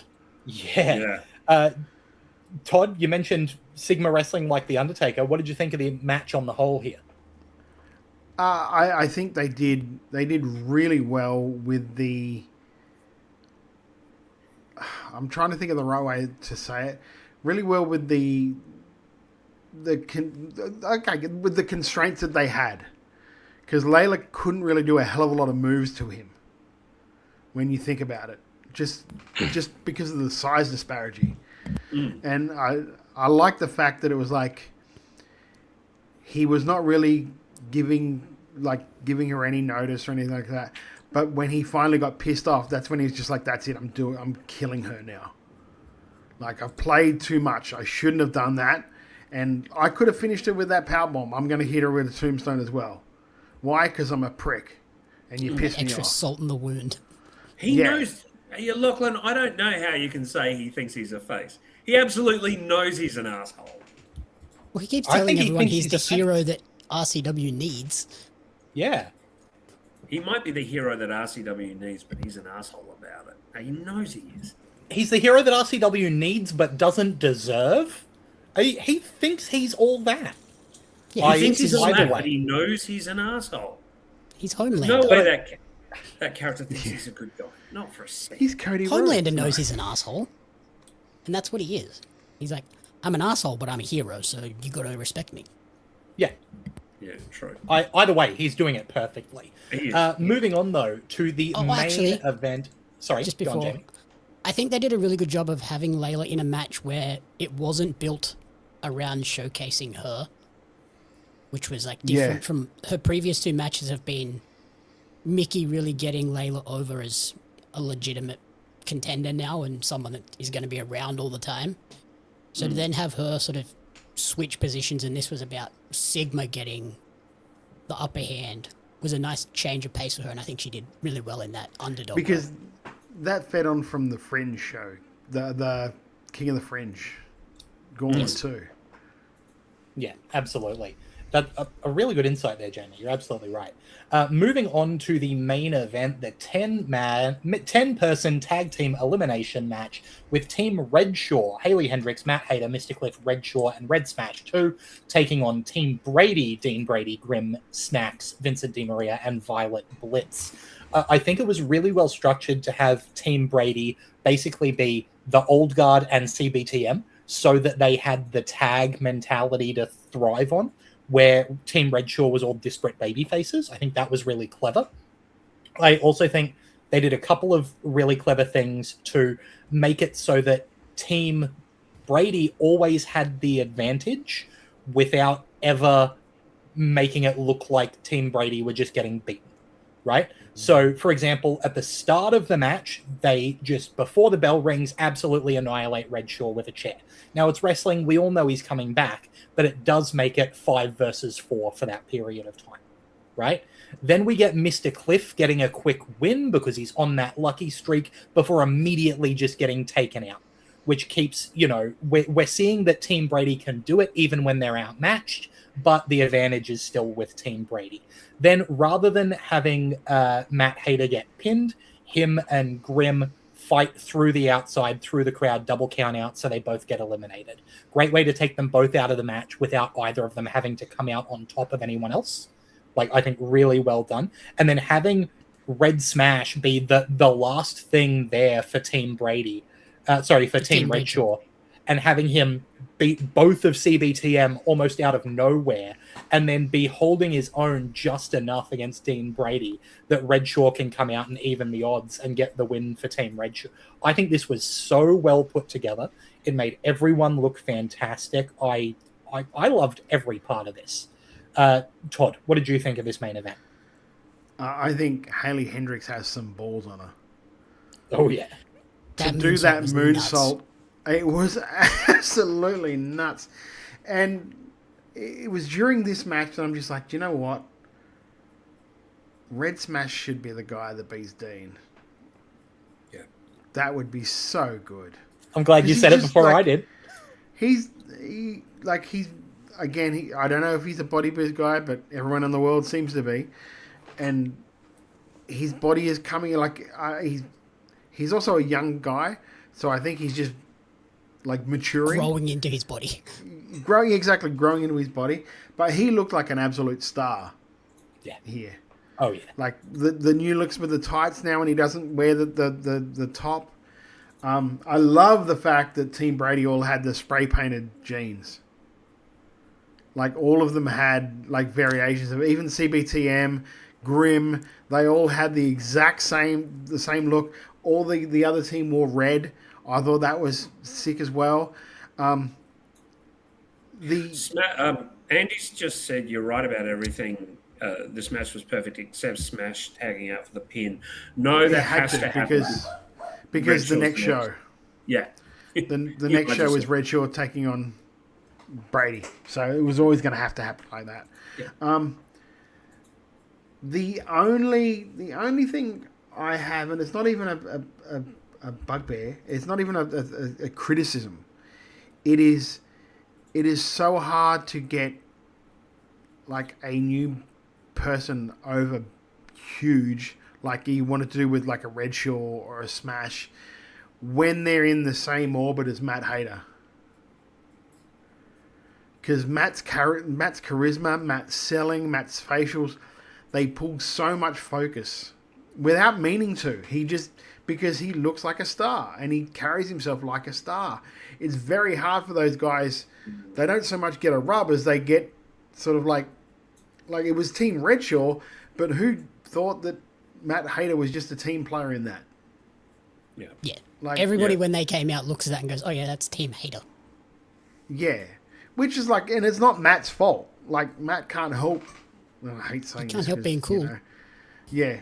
He's home right now making a meme about it somewhere. He can't help that he just pulls focus. He pulls focus because of just how, it's almost like you need to get Matt involved in a feud well away from the title so these other guys get a chance to be taken in by that crowd. And there's nothing against him. And I don't think vortex. Yeah, and I don't mean that in like it's not in a Jericho way, because they still look good, and he's trying everything he can to help those guys along. It's just it's the blessing and the curse of having someone that popular and that charismatic on your roster that you kind of need to move him away from that title scene completely to let these other guys get a chance to get to where he is now. Well, it was interesting last week at MCW because when the Hater video came on, the crowd popped. The crowd popped because it was Hater. You're quite right. There is something really weird that like Matt Hater is so popular. I think he could literally go out and say Donald Trump's right about everything, put the microphone down, and the crowd would still go, hooray, he's amazing. It's Hater. It's Hater. And he looks great. He wrestles well. So he's a great wrestler. So, it's one of those things that I think RCW are so aware that Hater is the guy. But they're doing things really intelligently with him. So I just want to clarify, our major criticism of this match is that Hater is too good. Yeah. Well, no, not that he's too good. God, don't say that. It's more the fact it's not even a criticism. It's just like it's like a curse of Hater being as popular as he is and having the charisma that he is. That it's hard for him to be able to give someone the rub because they're constantly not seen as being on that same level. Does that make sense? It's hard for Hater to be the sidekick. Yes. It's like having Batman be Robin's sidekick. It's like, what? Yeah, he has main character aura, and it's kind of hard to you can't hide that, unfortunately for him, because I kind of think he will never say this out loud, but deep down he would like to do that to help raise these other guys and girls. Because you saw everything he did in that match was never to put himself over; it was to help the other people in the match. Yep. Yeah, and I think that the reason I don't really talk about I'm not really talking about the match that much is because I think Lachlan explained it perfectly, where it was really well spaced out and really well planned. And I think also, Todd, the crowd chanting "We want Redshaw, we want Redshaw" is kind of an absolute positive, considering the next show is headlined with Dean against Redshaw. So, but you're quite right. There's something. It's like. But you notice too that wasn't until Hater wasn't there. Yeah. Hater had been eliminated and out. Around 95, 96, there were a bunch of other people in WWE and Michaels and Austin. You know what I mean? Like it was. Yeah. But whatever you were watching, if it had Shawn Michaels in it, you didn't give a shit about his opponent. It was Michaels, to the point where WrestleMania 12, when he wrestled, was it 13, when he wrestled Diesel for the title, they put Lawrence Taylor and Bam Bam Bigelow in the main event spot, but the real main event was Michaels and Diesel. Yeah. So, it's much the same thing. I will say about this match, though, there was, like we mentioned, two people really stood out for me as, having shown a lot of growth, and that was... You mentioned Smash, who looks amazing now, transitioning to the trunks. I could see him maybe going up and taking that belt off Dean and then going full unmasked and a refreshed character as a new person. Such a freakish athlete. And then the other person that I thought looked phenomenal in this was Violet Blitz. She has come a long way. She's oozing confidence now. Doesn't look like the third wheel to Grimm and Brady at all. See, I've never seen her like that. If anything, I've seen her as one of the stronger members. Even when it was with Cree, it was almost like she was neck and neck with Cree, and Grimm was always there. But before Grimm was there, it was Cree, her, Dean Brady, and that other dude that was there and then gone pretty quickly. But I always kind of saw her as the female version of Cree. Like she was the leader of the old guard women's division, if that makes sense.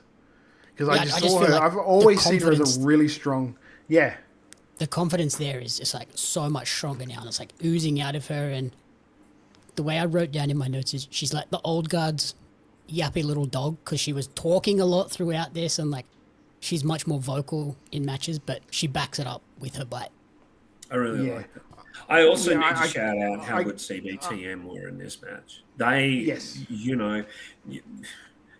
they really stepped up to be in the main event, and they both did such a good job. I was really pleased to see that. Yeah, and it is hard. Like Andy Savage writes here. What do you think is next for CBTM? I feel like no one is going to bring them into state. RCW should be bringing in the Velocities or Untouchables in for them. I think they're at that level now. They might be, but the problem is the focus of a promotion kind of always has to be your champion. For a tag division especially. Because if you're going to spend the money to bring someone over, you're not going to have your tag as your... I don't know, it was here. You're not going to have your tag as your opener and then put on a bigger tag match later on in the card. Yeah, a banger tag match later.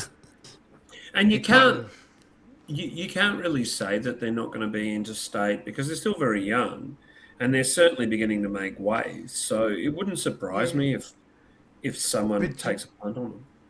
Do you know what's hard though, and I've noticed this more and more lately, is that because everyone is so very strong now, all around the country, every roster is so very strong, they don't really see the need to bring people over. No, that's true. Yeah, there's very few openings to bring outsiders in. Yeah. Like there are a couple of people that I almost feel get grandfathered in because they were around, like the dropouts. You kind of can't deny that they have a distinct following that gives them value to come in to be brought in into state and stuff like that. It's just really hard because of the whole of Australian wrestling is so very fucking strong now. Like, yeah, but saying that, I wouldn't be surprised if we see the Water Rapids against CBTM. Like, that's great. It is.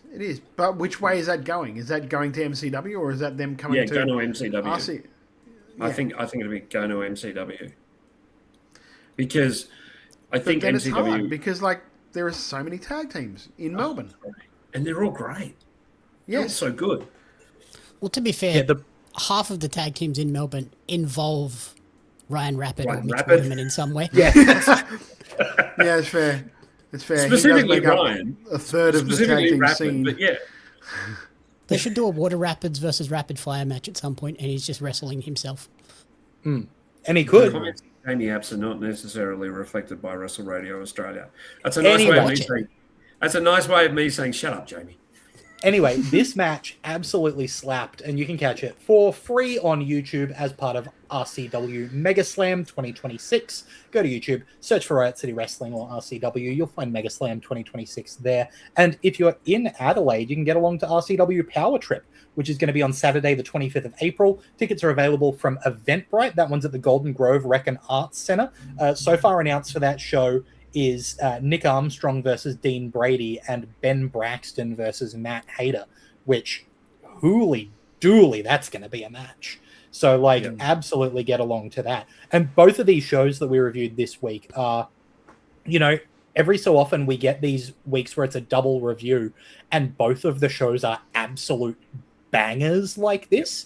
It makes it so easy to do this show. Go watch Pink is the New Black from EPW. Go watch Megaslam from Riot City Wrestling.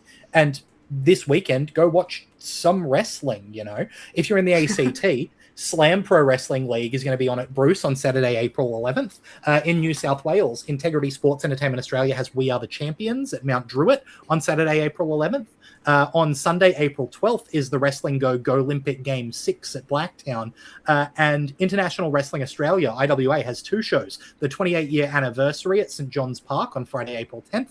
And they have Drifters Warfare at Gosford on Sunday, April 12th. So that's spread across the weekend. Up here in Queensland, Atomic Pro Wrestling has Takeover Toowoomba on Saturday, April 11th. And IPW, Impact Pro Wrestling Australia, has the Street Food Festival at Dreamworld. That's going from almost a week ago until the 19th. If you go, Mutt will be wrestling and defending his title for that whole stretch of like 2 weeks. Every day he's doing it. It's just one match all day, every day. He's still wrestling now. He's going. Queensland Wrestling Alliance up in Townsville has Victory and Violence on Saturday, April 11th. Over in Western Australia, Southern Territory Wrestling's Raffle Rampage is in Warnbro. That's on Saturday, April 11th. And both on Saturday, April 11th in Victoria, Adrenaline Pro Wrestling's Battle to Survive in Chelsea Heights, as well as in Essendon, We Are Renegades for Renegades of Wrestling, with a couple of huge matches on that. We might make some predictions for that in a second, but I'll just touch on a couple of other shows that are coming up before I do. First off is, if you're in that Victoria, Melbourne area, MCW and OPW have the Sunday Showcase on the 26th of April. That one's got what can only be described as a spectacle in the form of Shanky Singh versus Parker Bordeaux. It's also got the OPW Women's Tag Team titles on the line, with Billy Mack and Eugenie defending against the team of Aisha and Melissa Avarillo. You've got the MCW versus the OPW Tag Team Go on. Sorry. This tag match, now I actually wrote to OPW to ask what the rules were for this, because it wasn't really clear. So apparently in this tag match, the OPW and MCW Tag Team Championships are both on the line, with Water Rapids MCW champs, Blacklisted OPW champs, and Strong 94. Now, if Water Rapids get pinned, the MCW title changes hands. If Blacklisted get pinned, the OPW title. Really, this is a win-win situation for Strong 94, because they ain't got nothing to lose. Yeah, they got nothing to lose, and they can pin either team and become champs. Yeah, that's a cool stipulation. I really like that. But yeah, Water Rapids versus Blacklisted versus Strong 94. I mean, even without any titles on the line, that's a banger. You've also got, this one got announced, and I thought it'll be brilliant. Murdoch versus Matt Hayter. That's going to be an absolute ball. The OPW. That'll be something special. I reckon Murdoch will start really kicking it into high gear this year. I think he's going to have a good one. Oh, yeah. The OPW title is going to be on the line. Jesse Love defending that title against Lucas Fantasia in a really interesting matchup of styles. I think that'll be... a lot of pink in that match. Oh, yeah, that'll be fun to see. But low-key, show stealer. Obviously, we're going to be excited for this one. Jarvis versus Mitch Ryder. It's a Lachlan hater versus a friend of Lachlan is partially what I'm excited for. Mitch going down to defend my honor a little bit. Thanks, Todd. Yeah, sure. He's on the fence. We can turn him. Yeah. I like the way you're going. He's going down to defend my honor. You have that's what he's doing. That's what he's doing. I talked to him. That's what I want. I talked to him. He's not doing that. Yeah. I could message him right now and tell him he's not doing that. This isn't a match for custody of Lachlan. Yeah. You've got no chance. Because both teams will be trying to lose. Yeah, that's exactly right. But aside from us getting sidetracked, going to be a banger of a show. mcwtix.com.au. That's mcwtix.com.au. Tickets are on sale now for that MCW OPW showcase on the 26th of April. Another big tour that got announced is World Series Wrestling's Mega Mania is going to be hitting both Australia and New Zealand. It's going to be on in late October, early November. So Auckland on October 29th at the Sir Wolf Fisher Arena Dewdrop Event Centre. In Brisbane, Friday, October 30th. That's at Fortitude Valley Music Hall. October 31st, Halloween, they're going to be in Adelaide at the Adelaide Entertainment Centre. November 1st in Melbourne at the Melbourne Pavilion. And November 2nd in Sydney at Evans Theatre at Panthers Penrith. The first talent has been announced for that show, and it is Andrade. So that is a huge get for this tour. They're announcing the second talent tomorrow, I believe. Yeah, so we'll be waiting to tomorrow as we go live on Thursday night. Yes. If you're listening to the audio version of this podcast, go to World Series Wrestling's social media pages. You might be able to find out who it is. So that's going to be a huge tour. I can't wait for the tickets to go on sale for that one. I'm going to be getting amongst that one for sure. I But do find it a bit weird that they've announced the next tour before the current tour hasn't even occurred. Yeah, normally they announce it during the tour. So maybe they But just I wanted to think- get a leg up on ticket sales, especially when they're their first time going international. going to New Zealand for the first time, yeah, exactly. It's going to be a banger. Let's make a couple of quick predictions for the Renegade show. We are Renegades. I'm going to start putting the table into this document, but we'll start with, well, here's the real smoky that could be anyone. The third ever Renegades Rumble, 20 competitors to determine the next number one contender for the Renegades World title. Who do we think this one's going to be? I'll start with, let's go, Jamie. Who's going to come out of that Rumble? I was hoping you wouldn't pick me first. Really? Oh, it's different now, isn't it? Can't pick Callum Newman this time, can we, dickhead? I'm thinking of Melbourne Heels. Jesus. Well, you don't know who's winning that ladder match, do you? Well, I just Apparently gave you my he does. prediction. Yeah, apparently he just gave his prediction. I'm going to say the Clydesdale. The Clydesdale, says Jamie. Jeff, who are you predicting as the next number one contender for Renegades? Jarvis. Todd? Tyson Reed. That was going to be my pick, you bastard. You can do it too, you know. It's It's a good not a. It's a 20-person rumble, bro. You can get around it. Ophelia Payne, by the way, just saying Jamie's not used to being number one. Kapow! Lachlan. Great shot there. Good work. You know what? I'm going to say Tyson Reed as well. I think it's just too good a pick to say no to. Then we've got a rematch between JXT and Anth Kava. Todd, who have you got for that one? Anth. Jeff, JXT or Kava? The J stick. J. JXT, says Jeff. Jamie, who have you got? I will also say the J-stick with some shenanigans. Yeah. It won't Right, be close. and Some musketanigans. Yeah. probably. Must I get think changed. I think Kava's going to take it. I think that he's got a title shot in his near future, so needs some wins there. Then we've got a scramble match for the Renegades Australian Championship, and this one's stacked. It's got Tyson Reed, it's got Jake Taylor, it's got Sam Yanis, it's got Orion, it's got Matty Romano, it's got Rod Long. Jamie, who are you picking for this? Sam Yanis retains. Sam Yanis retaining. Jamie, who have you got for that one? That was Sam Yanis, he said. I am Jamie. He Oh, said you are Sam Jamie. Yanis. Yeah, He who only have you gets got for one that? pick, mate. He only gets one. I know you're trying to influence. I'd like to things see and- you guys host a show and put a table together and fill it in as the other people are talking. And this is I your like- number one. I think the winner's going to be Marky Broderick. All right, great. No, it's Great. going I'll to put that down and you won't get any points. No, That's you get fine. it down. That's how we You play. get it, dickhead. It's going to be Yanis. Yeah, I agree. I think Yanis is retaining this one. Just, get a whole bunch of people for him to get that credit over. Todd? Well, being that all three of you went that way, and I'm just going to play spoiler, Matty Romano.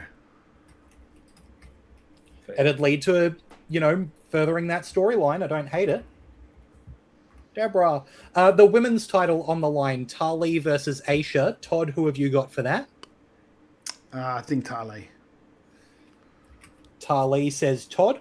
Jeff, what do you reckon? Yeah, I got to agree. It's Tally. Jamie? Yeah, Tali. It'd be so weird to take the belt off her straight away. Straight away. Yeah, I think she's got to have a defense, so I'm also going Tali. But Congratulations, you beat India. Now you lose your belt. Yeah. Well, because you got a Aisha big doesn't moment, lose that's it. anything by losing that, right? No. Then there's a tag title match, a no-holds-barred match for the Renegades Tag Team Championships, the Bastard Brothers versus Rapid Fire. I'm going to take first shot on this one and call Rapid Fire to get those titles. What do you think, Todd? Yeah, I kind of want them because I think that's what that division needs. I agree. Jamie? Yeah, rapid fire. Needs a reset. And Jeff? Yeah, I think we're 4 from 4 on that one. It's Excellent. absolutely rapid. And now one where we might be slightly more divided. Let's see the world title on the line in a ladder match. Lockie Hendricks versus Mitch Waterman. Jamie, who have you got? Mitch Waterman. Otherwise, my Clydesdale pick looks stupid. Yes, it does. Jeff, who have you got? I kind of think that looks stupid anyway, but it's okay. I have the aspirationalist Lockie Hendricks. I'm also going with Lockie. I think that the fact that he kind of had that claim to the title before Mitch left with injury means there was probably kind of a long-term Lockie plan in place, is my guess. Todd, what do you think? Well, being that you've said that, I have to really change my mind and say Mitch. Cool. So we're split on that one. Jeff and I saying Lockie, Jamie and Todd saying Mitch Waterman. Either way, going to be a huge show there this Saturday, the 11th of April at the Renegades Arena in Essendon. Tickets are at the door or at renegadesofwrestling.com. Like, this is just another example of how there's so much wrestling going on in Australia that, you know, keeping up with it is like near impossible. Right? We're making all these predictions. We'll see what happens, and then we'll review the show, and 3/4 of our predictions will be wrong because something crazy happens. And that's not just going on here in Australia. That's going on around the world. It's in WWE with WrestleMania coming up. AEW's got Dynasty coming up. You know, Best of the Super Juniors blocks have been announced. We've got so much to talk about, along with hearing what you want to talk about. So we're going to do that right after this. Wrestle Radio Australia, Australia's longest running wrestling podcast, live every Thursday on Twitch, Facebook, and YouTube with Making Chicken Salad. They break down the latest Aussie news, shows, world wrestling news, and call out what was chicken salad and what was absolute chicken shit this week in wrestling. Catch the podcast the next day and follow them on Facebook, X, and Instagram. Just search Wrestle Radio Australia. Currently on the shelf with an injury. What exactly happened and what is the extent of the injury? So, this is all Cosmo Cooper's fault. I just want to put on the record. No, I'm just kidding. That sounds about accurate. No, it was totally my fault. It was a freak accident. Cooper just happened to be the base that I was flying over. We were doing a drill at training where we were doing resortes over each other. So the flipping nip up. So kind of like a head spring. One person is bent over at the hips. The other person runs, does a head spring off of their back and lands it. I did it in the ring. It was fine. I didn't quite stick the landing though. Like, I landed and sort of stumbled forward a little bit. So I was like, this will not do. This is unacceptable. I can do better than that. So I was like, wait, Cooper, come over here. And we went and did it on the mats. I under rotated. I landed with all of my weight down on my foot and it snapped. And so I have dislocated my tibia and fractured my fibula. So I dislocated the big bone and I snapped the little bone in my lower leg. But good news is that they set it and healed it and put pins and a plate in it. And I'll be right as rain again in about 3 months, which is very good because I simply refuse to let the momentum that I and Third Eye have been building go by the wayside. I have dreams to manifest and I have brick walls to run through. So the fact that I only have to wait a relatively short period of time is giving me just enough time to, you know, look after myself and look after my body and be right as rain again, but also a short enough time that it makes me absolutely ravenous with hunger for every single solitary opportunity that I will grasp for myself once I'm back. Fantastic. Is this the first major injury you've suffered in your career as well? Not only that, it's the first time I've ever broken a bone. I've never broken a bone in my entire life. All I think is that, you know, I had to overachieve, it being my first one, so I had to do it really spectacularly. I did the same thing when I first broke a bone. It was like immediately go to surgery. Oh, I Like, tell you just what. do a wrist or something, just get a nice little cast. No, had to be something big. No, I had to have my foot facing the wrong way. It was either go hard or go home. In this case, I did both. I decided to go hard and then go home for 3 months. So yeah, this is the first time I've ever had any kind of injury, any kind of break, any kind of time away, and I hate it. I want to be wrestling. I want to be doing everything that I possibly can to be advancing my destiny and my dreams, but also to be contributing to the scene and helping PWA become so much greater. Is there a hope with sort of, given that you're not a singles performer, you're in a group with Third Eye, you can maybe do sort of some of the Stokely Hathaway type things of come out on the stage in a wheelchair and guide them in that way? I think I can make something like that happen.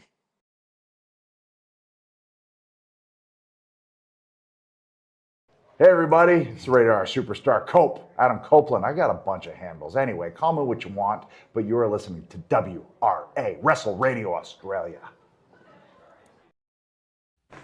Just quietly, the smugness in his face after he pulled off that pun just annoys the shit out of me. And I love you, Xander. But the even greater, that little smile, even greater, I was like, oh, fuck, I hate you. I mean that in the most loving way, too. You are Greg Davies to Xander Sullivan's Alex Horn in that instance. I picked up on that as well. I'm just, shut up.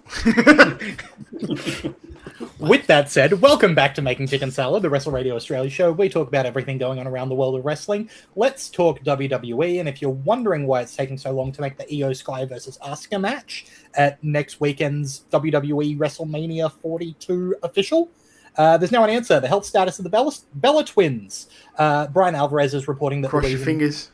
is Cross your fingers, because Jeff. Nikki Bella isn't medically cleared to team with Brie in the four-way women's tag at Mania, Asuka and Kairi Sane will take their place. If Nikki is cleared, then it'll be Io Sky versus Asuka at Mania. So that's why that's still floating, right?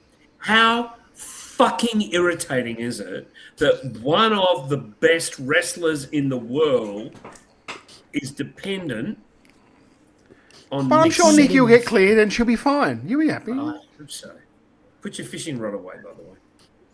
Don't need that shit. Get it? Because I said that Nikki's one of the best wrestlers in the world. Oh my god, why is Todd the worst? That's why I saved it. I knew it'd come in handy. I'll proudly take that one. Yeah, that's a good one. I don't want to see the Bellas anyway. So let's hope they're not, but let's hope they find something really good for Io Sky to do. Maybe an open challenge and Sol Ruka answers. Just putting it out there. Just because that'd be awesome. I mean, I understand what you're saying, but I would like to see Io versus Asuka as well. Yeah, I would too. That'd be something good. I absolutely would as well. And if Nikki gets cleared, then it will happen. I mean, Yeah. Look, speaking of before we get to what the WrestleMania card's going to look like, we did get an answer for who was on the phone. And if you have not been on the internet at all, this is your first time finding out that they Pat took it really McAfee, well. Yeah. Pat McAfee Internet loved this. is, when Randy said that there's more than one wrestling has more than one royal family, he meant the McAfee family, apparently. Because Pat McAfee is managing Randy Orton now in what I thought was a bit of fun. Right, Todd? Look, honestly, if you want to get Randy booed, this is probably the best way to do it. And the only way to do it, because he was getting cheered left, right, and center everywhere else. So, I mean... It was kind of funny, though, because it was a promo that... I was like, how am I supposed to hate this guy? I agree with everything he's saying. Yeah. And yet, everyone hated it, didn't they? Yeah. The internet is weird. Can't this be about, legacy? The stable they were in around 15 years ago? I mean, no, because they don't want to reference half of that stable. Yeah. Yeah. And I think that and maybe it also has something to do with the creative force at that time, which isn't probably something they want to run away from as well. But this, look, I like McAfee. I think that he, when they give him something to do, he does it wholeheartedly. He never kind of phones it in. Excuse the pun in this instance, but I just felt that this was just a bit sort of. I agree, everything he said was right, but ultimately I went, oh yeah, okay. But look, it's put a fire under everyone else because Cody came out and did one hell of a promo at the end of the night. Punk came out on Monday, did a hell of a promo. So if anything, it's got everyone talking. And what do you want to do right before WrestleMania? Get everyone talking. I mean, Punk doing a great promo is like saying that cheese is a good thing, I saw one idiot going on about it like he was literally, it made me laugh because he was literally going on about how bad this is and this is not going to go and this is not going to sell tickets for WrestleMania. I haven't bought my tickets yet. I'm going to, but like, hey, dickhead, you literally just said it's not going to sell any tickets. I've got to buy my tickets yet. Yeah. Yep. Yeah. Yeah. The internet wrestling community. I love them. Hey, Lachlan, what's the card for WrestleMania? So on night one, so this is, we saw on, I believe it was ESPN, what would be on what night. So none of this is 100% official yet, but I'll be breaking it down. It's official. Yeah, Okay. ESPN announced it. Yeah. But obviously, like, not knowing if Not the there's order. going to be a change in the women's match and et cetera, et cetera. Yeah, Card there might be subject to stuff change, added. right? Yeah, there might be stuff added there, yeah.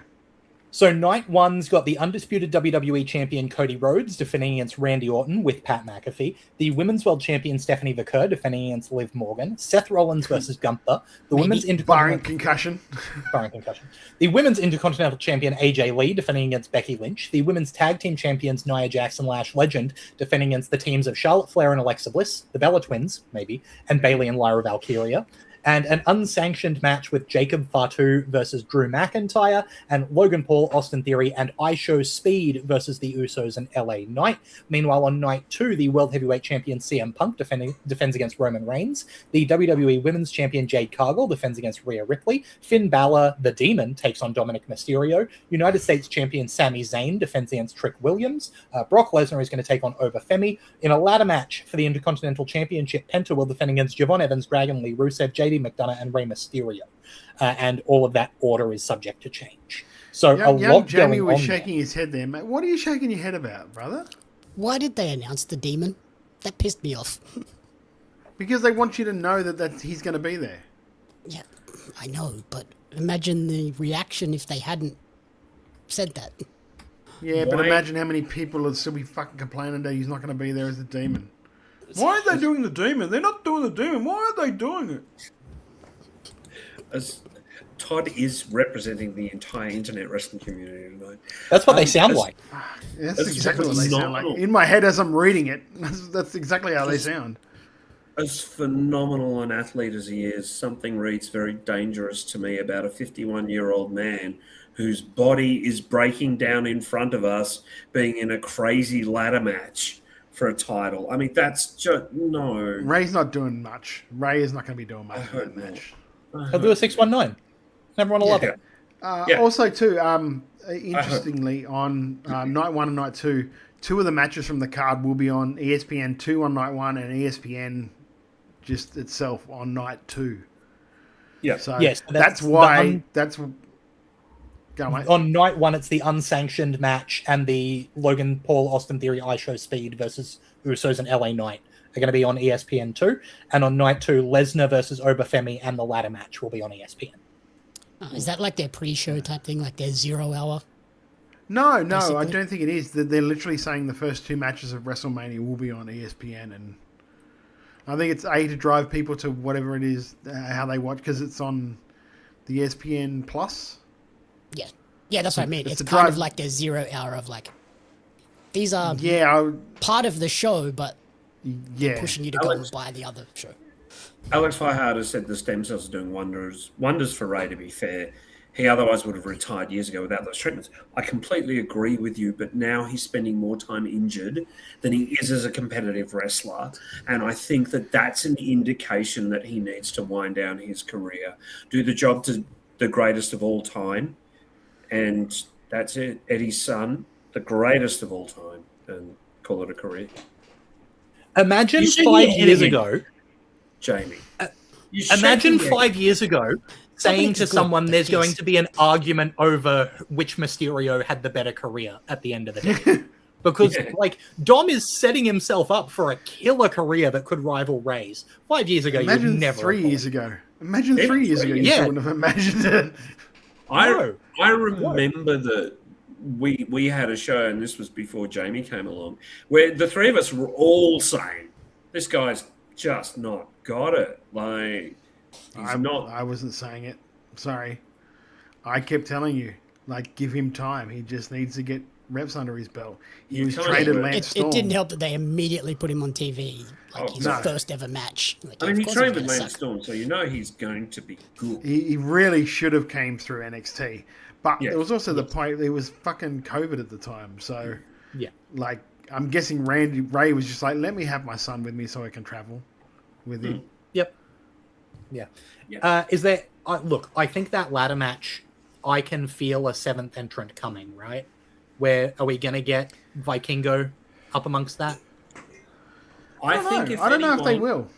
If this person is match fit and able to, I would be surprised if you don't see Sheamus in there, because they're making a point of saying that, and I've seen a few videos this week where Sheamus keeps going, it's the only belt I've never won. So I think if they're adding someone, it'll probably be Sheamus. And also, immediate recognition and pop. The guy's just great. Like, I wouldn't be mad about it, obviously. I think but I don't know that gets done so soon before Mania, unless they're really desperate to sell some more tickets. And I don't know how many more Sheamus sells. And I don't know how fit he is. Like, I don't know how many Vikingo sells, considering this year there's less people coming from overseas to America for reasons. There's, the tickets are incredibly expensive. They're going through a cost of living crisis as well. So I don't think anyone's really going to move that many more tickets. I think Vikingo's just always been part of this match. They just don't want to do it until after the Intercontinental title match. After the other stuff. Right, because that's happening this Sunday Australian time. Yes. Right, so, like, that's soon. Well, we'll have it next week if he is. Yeah, that's exactly right. Let's take it over to the AEW side and look at some news there. Triller is now only offering AEW pay-per-views on tape delay. You want to speak to that a little bit, Todd? Yeah, they're now offering some stuff on tape delay. It is a 4-hour delay by the look of it when you go to the Triller app. So I don't know if you just want to spend the money and get the AEW Plus. And I think there's a question we'll have popping up later on what do you want to talk about? Well, we'll talk about that a bit more. But, man, paying $30 and you're not even getting the live pay-per-view, that is a bit rich. Not even 30, it's 40. Is it 4? If you don't have AEW Plus, it's $40 to get it 4 hours late. But to be fair, I mean, the show still won't be over by then.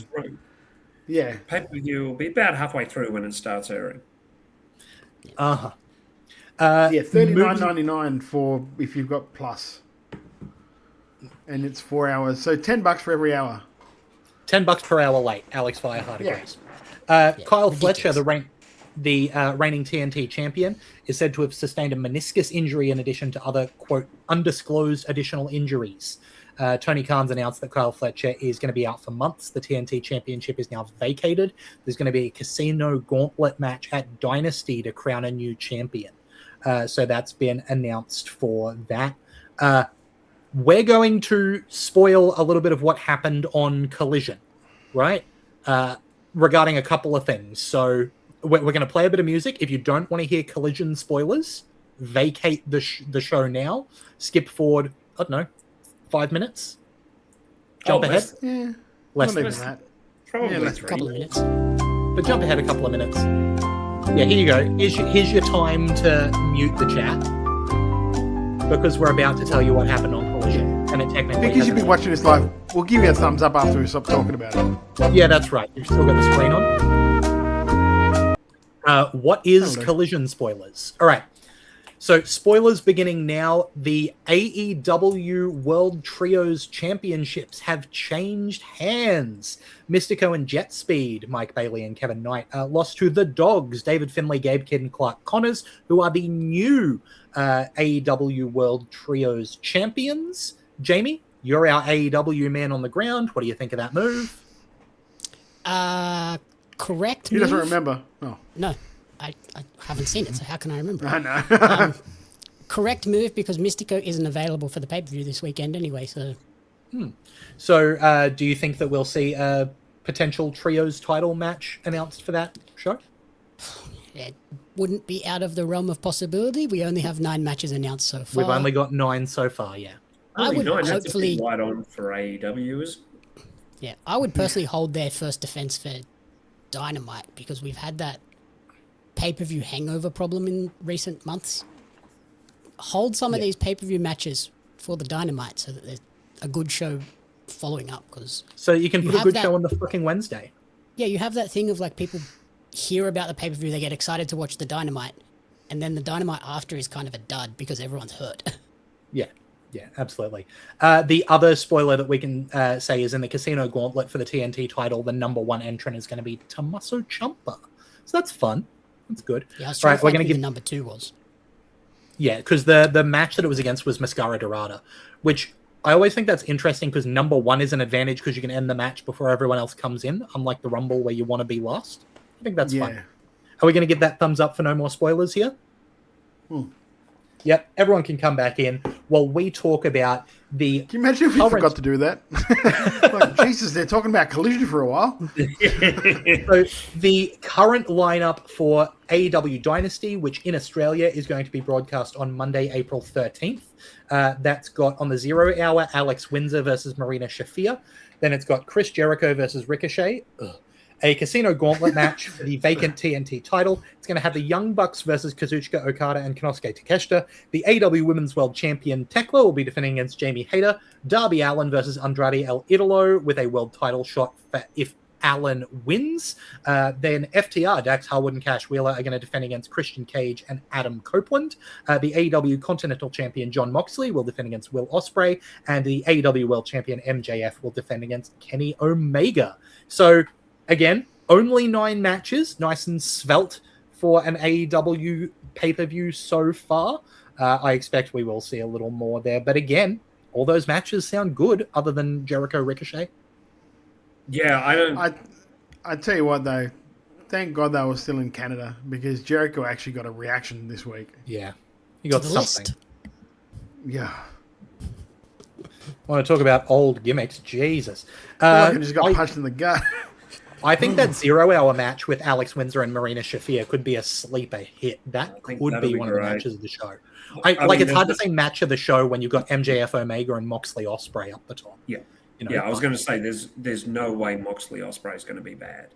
That is just going to be fantastic. Ophelia Payne saying, I would love more than one women's match on the card. Yes, I agree. Where's the women's tag belt? That should be on that card. Yeah, I suspect we'll probably get an announcement for that on Collision in like a backstage promo. And Willow also was successful in her open challenge match today and then cut a backstage promo that very heavily implied that maybe Mercedes Britt Baker might return. I also... because they're calling her the return killer or something like that. The comeback killer. The comeback killer. Because she beat Sheeta in a comeback. Now she's calling out other people to come back. So that'll be fun.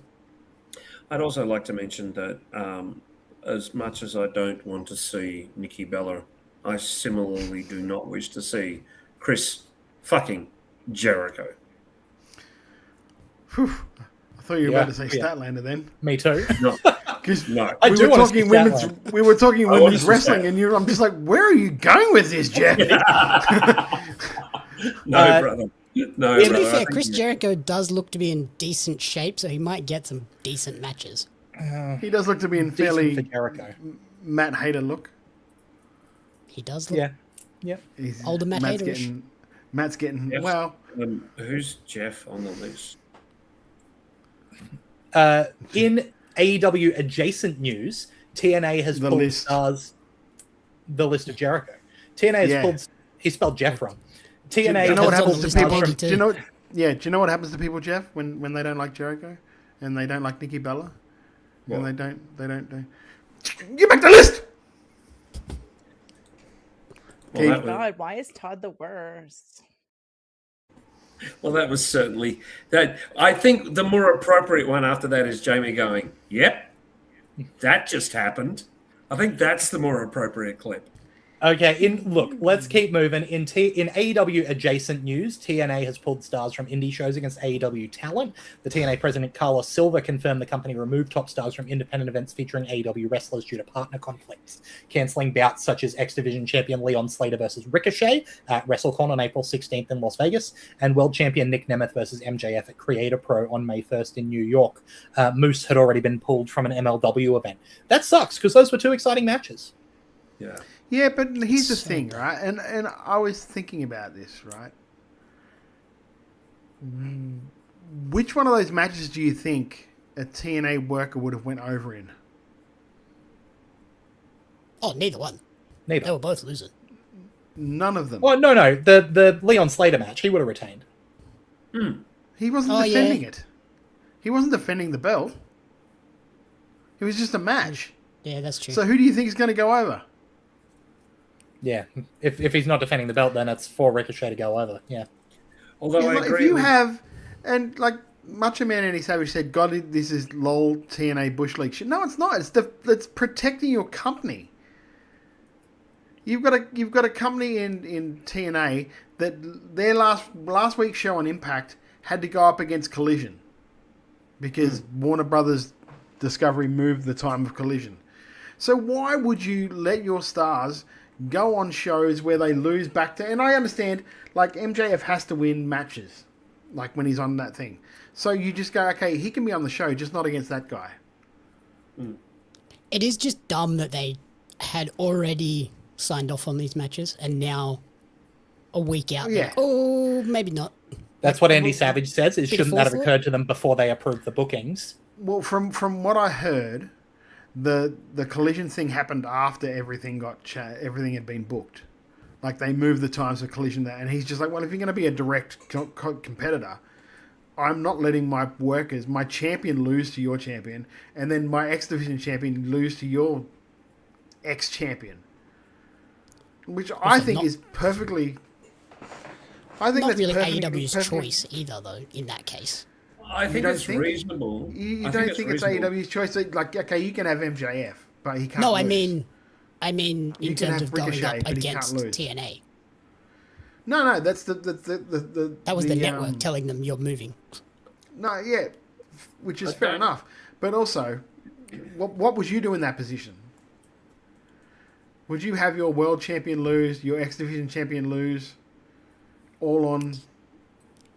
Yeah, they WrestleMania should not have weekend? announced the matches, I guess, and particularly pulling them on a week where you have a pay-per-view you're trying to sell this weekend.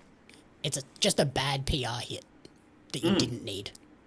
Especially because Leon Slater was also removed, as Ophelia said earlier, from a tribute show. Yeah, the Mark Hitchcock Memorial. I did see that, but then I saw something else with, like, do you know how many people got removed from the Brian Pillman show and no one said anything about it then? Yeah, look, it's a complicated situation. Honestly, I see no problem what TNA have done. Protect your assets. Protect I your don't see a company. problem with what they've done. I see a problem with the timing of it. Like, As far as I agree, they're all... From what I've heard, they might actually still be on the cards, just not in those matches. Yeah, it might be moved around rather than being pulled from the show. Looking over to New Japan now, Sakura Genesis 2026 saw Callum Newman as the new IWGP World Heavyweight Champion. He's 23, which makes him the youngest ever to hold the championship after he beat Yota Tsuji. So big win for Callum Newman there. They're clearly looking to make him the next Ospreay, right, Jamie? Yeah, and that was a phenomenal match. They made him look like a megastar immediately, and I thought, like, they followed the tag title match, which was awesome with the Bash Brothers. And I was like, oh god, it was an uphill battle for Callum and Tsuji to, like, top that, and boy did they. It was awesome. Alex Fireheart said, well, Shinsuke was also 23. Yeah, but not the same months and days. Yeah, it's days. He's officially... Same age by number. So take that, Alex. Callum Newman is younger than Shinsuke was when he won. Yes. Yeah. Also, now we know what Ryan Rapid would look like if he won the IWGP title. True. Sorry, they look very similar. They do look very similar. They do have a similarity. And while we're talking about records broken in New Japan, I believe there's been a record broken with the announcement of the Best of the Super Juniors tournament as Robbie Eagles becomes the foreigner to enter the most Best of the Super Juniors officially. Here's the blocks that we've got set out. Block A has Daoki, Francisco Akira, Robbie X, Nick Wayne, Titan, Valente Jr., Kosei Fujita, Jun Kasai, Ryusuke Taguchi, and Master Wato.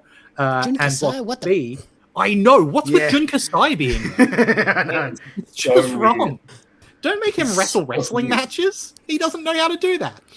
Then in Block B, El Desperado, Yo, Daisuke Sasaki, Kushida, Robbie Eagles, Jacob Austin Young, boy oh boy, Taiji Ishimori, Hyo Sho, and Yoshinobu Kanemaru. Can you believe I stuffed up Jacob Austin Young from that list? The tournament is going to begin on May 14th. Got cocky and paid the price. May 14th at Kurikan Hall. It'll conclude on June 7th in Ota. I think that's a really mostly exciting, slightly insane set of competitors for the Super Junior. I'm very scared for the Doki Jun Kasai match because they're both deathmatch guys. Yeah. It actually tickles me that Nick Wayne will probably wrestle more times for New Japan in this space of 2 weeks than what he will for AEW all year. Yeah, very true. Also, big ups to the Bob block again. Yeah, as always, Bob block going hard. Alex I think he's got Fireheart. a good shot in that block too. Looking at the people there. I mean, if I was booking it, I'd have him win it, but that's just me. Oh, look! As much as I think Bob should win it, we all know it's going to go to Master Wato, and we move on. I feel like it's maybe going to be Sho versus Daoki at the end of the tournament, and then have that kind of pivot into Sho getting the junior heavy title. Like I think that's the role that they're going with, but we'll see. I say give it to Robbie. He's got all the other accolades as a junior heavyweight.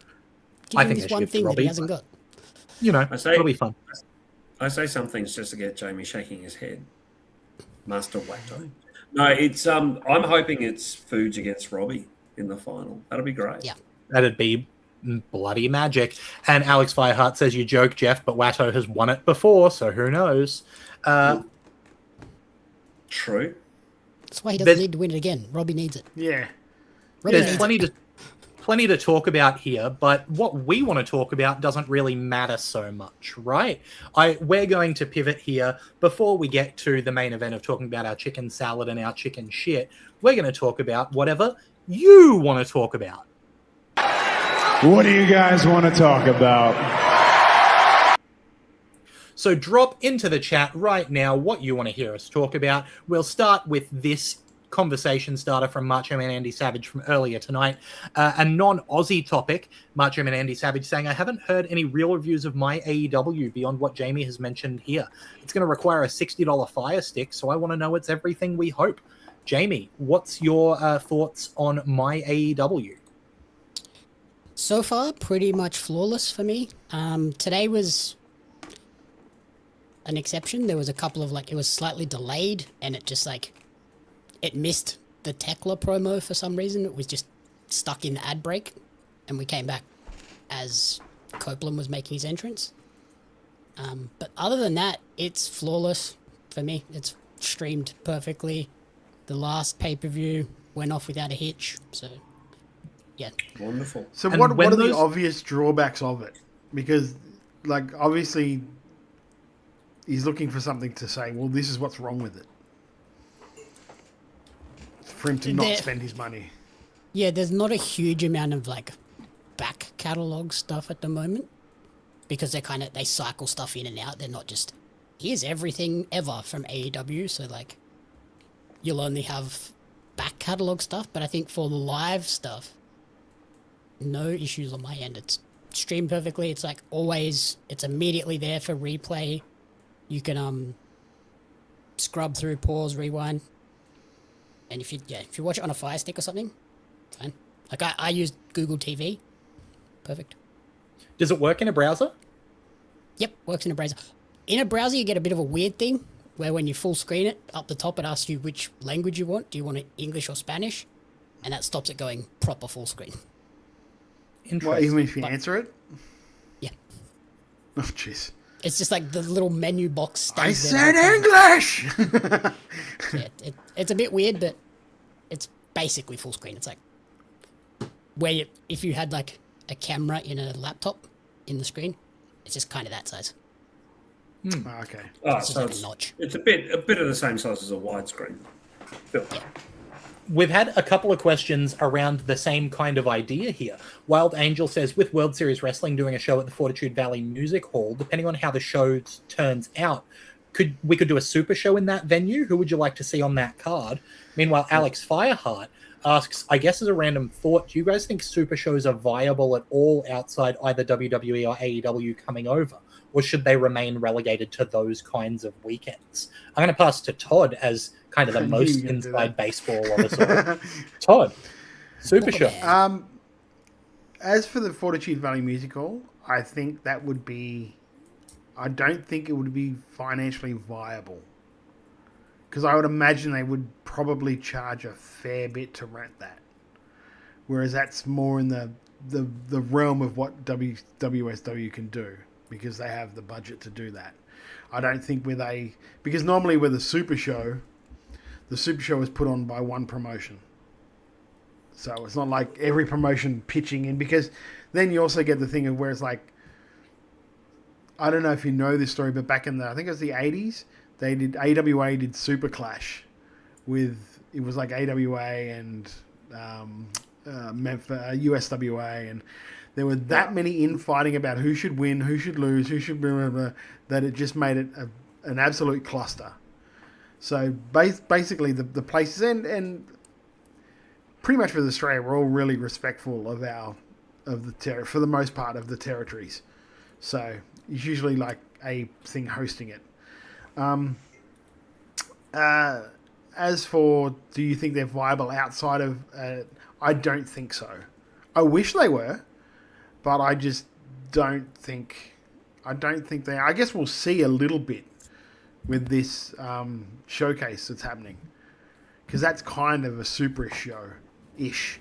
It's like the next-gen super show. I just don't think that...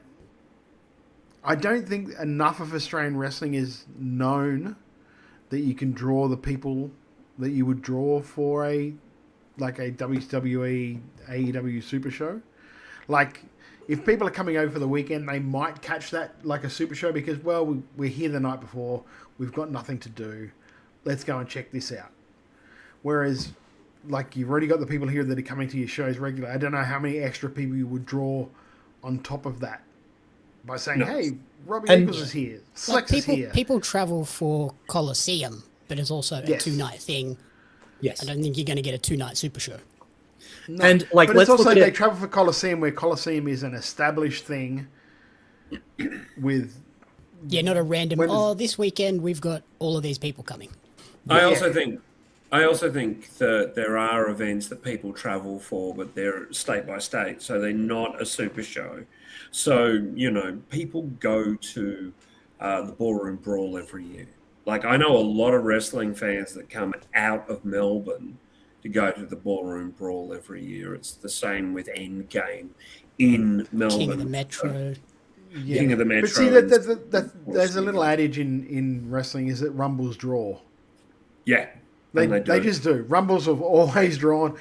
They're an absolute nightmare to book, but they always draw. I don't know why, but people just tend to like coming out for those things. Let's say a theoretical Brisbane super show without WWE here, right? Let's say that you're doing a show in Brisbane and you've got all of the people who are in Brisbane and you've also got Robbie Eagles and you've also got Matt Hayter, right? At that point, who do you announce that sells any more tickets than that? If you've already got like those two names on there, it's like, oh, we've also got Matt Basso. Who knows about Matt Basso and is excited to buy a ticket that isn't already coming to a show that's got Matt Hader and Robbie Eagles on it? You know what I mean? Yeah. No, you're exactly right. You're exactly right. You're right. It's just literally all you could do nowadays is be like, Jackson from Survivor's going to be there. Yeah. I mean, I think the most random people you'll get him on some mainstream media outlets and push it hard. And that's really hard to do. Like, I remember Jamie and Lachlan, you'll know this too. When AEW did that first push for Suncorp, right? It was the Big Show and Tony Storm, or Paul White and Tony Storm, right? And the AEW promoters and PR people sent the email blast out to everybody. And I'm talking like Channel 10, Channel 9, all the papers, like every media outlet in Brisbane. I think one paper turned up and one network turned up. And that because they had wrestling fans on staff. Yes, especially like the TV network did, because Ned Baum is a big wrestling fan. Virtually had to talk his boss into saying, can I go down and do this? So that's what you're having to break through. I can't imagine a local show being able to do that unless they had it in with a network. No, it's just this. It's like this guy, the Ping Machine, says I don't know who he is. Sometimes you don't even know it's happening, though, too. Like sometimes some rando podcast host goes, hey, you want to go to this thing? And you go, well, why the hell not? Maybe it's a marketing thing, too. I'm not sure how you solve it. I would agree. I think that while wrestling is getting more spoken about, it's still not considered a sort of mainstream appeal. It's kind of a subculture almost. And I think that makes it both great and also really difficult for a wrestling company to get that kind of appeal. I know back when Okada was here, they fought really hard to get some columns on, at that point, the greatest wrestler in the world. Yeah. And he's well, still you think about good. it, like the night before I got married, I went and saw Shinsuke Nakamura take on Damian Slater in a small venue in Adelaide. Yeah, and this was Shinsuke Nakamura off headlining Wrestle Kingdoms. Yep. Yeah, it's one of those things where I think the only way It was also like 12 years ago, but the only way you could make like one of these local Australian super shows work is if you had the backing of a Channel 7, a Channel 9, or a Channel 10, and like they were like, we're going to film this. It's going to be like a pilot for a potential ongoing thing for our network. Get around it and support it, and then they push it out. Then you might get a decent crowd. yeah. The problem is that and I think this is years ago, I remember Gino did a podcast where he talked about like that TV networks don't. Yeah, TV networks don't want to pay for anything now. Like literally, a company would have to put the show together, put it up, record it, and send it to them, and say, "This is our pilot." Like it's not like in America where Tony Khan has a mate in a network and he goes, "Here, have a network time." Like that doesn't happen here. It just would never happen here because they don't want to take the risk on it. Yeah. So literally, it would take a lot of money being put out in the initial stages, and I don't know if you'd ever get that money back. In the hopes. Yes. Yeah. We've got one more question here for the segment. Macho Man Andy Savage says, you may mention it later, but I guess you guys have seen the Professor Piledriver expose on Instagram today. I might pass to Jamie. Would you like to talk about the ACW information that's floated to the top? So this is a story that, strangely, I have been connected to since 2020. I've been digging into it. Didn't even realize it. Yeah, I've been digging into this since I found out who said owner of ACW was. Because during my time working for Star Observer, the largest LGBT newspaper in the country, we covered a story about Iftikhar Hassan, the owner of ACW, who at the time was the owner of Yilmaz Grill and Bakehouse in Waterloo, which is a very strong gay neighborhood, making very homophobic posts and things on social media, and then when called out on it, doubled down on this stuff. So when I looked on LinkedIn and found out that he was connected to ACW, yeah, I've been trying to get some sort of background info and thoughts from people, but obviously it's fresh and concerning to a lot of people. It was just, I needed something fresh to bring to this story. I didn't want to just bury the guy with nothing new to give to the world. And to be fair, you also had reached out to ACW about it as well. I have asked for comment, and at this stage had no response other than they invited me to their press event for some unknown, undisclosed time, much like their shows. Whether I'm still invited to that show after asking them to comment on the story is another story. Yes. Yeah, and Macho Man is very good. This is not Adelaide Championship Wrestling. No. They are very good people. Australian Championship Wrestling. Yeah, Australian Championship Wrestling.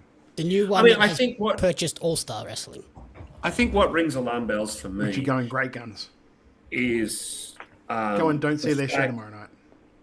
The fact that there have been... That was very funny, Todd. But I think what has rings alarm bells for me is the fact that there are no dates announced. There's nothing announced aside from, we've signed this guy. Okay, great. That's fine, but when is a show? When are you going to put people in a building to watch wrestling? If you're doing anything else, I feel you're just leading people down the garden path longer and longer. Prove me wrong. Have a show and have it be spectacular, because what you're promising is something amazing that I personally, me, Jeff Setti, speaking as Jeff Setti, not as part of Wrestle Radio Australia. So if you guys want to avoid being associated with this, I don't think you can deliver on what you've promised. I really don't. I mean, if they've they've purchased All Star Wrestling, and so if you're just going to use the roster of All Star Wrestling, it's just going to be All Star Wrestling in a different building, better funded. Yep, and All Star Wrestling have just cancelled the show due to ticket sales. Yeah. Lack of interest, I think they said was. Lack of interest, yes. Yeah. So and that's not even like, that's us passing over the whole incident that happened in 2020, which is still to be addressed by the company, by at least him. I personally don't feel right commenting on that because I'm not a member of the LGBTQIA community. I'm an ally, but I'm not a member.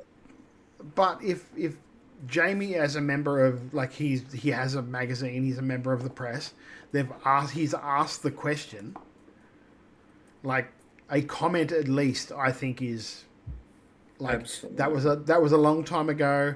I've learnt since then, yada yada yada. Anything, I think, would be, you're in mute, Jamie. No one can hear you. Yeah, that's all some form of response, because if I look at the messages, on the 2nd of April, I asked, just posted the story that I worked on in 2020.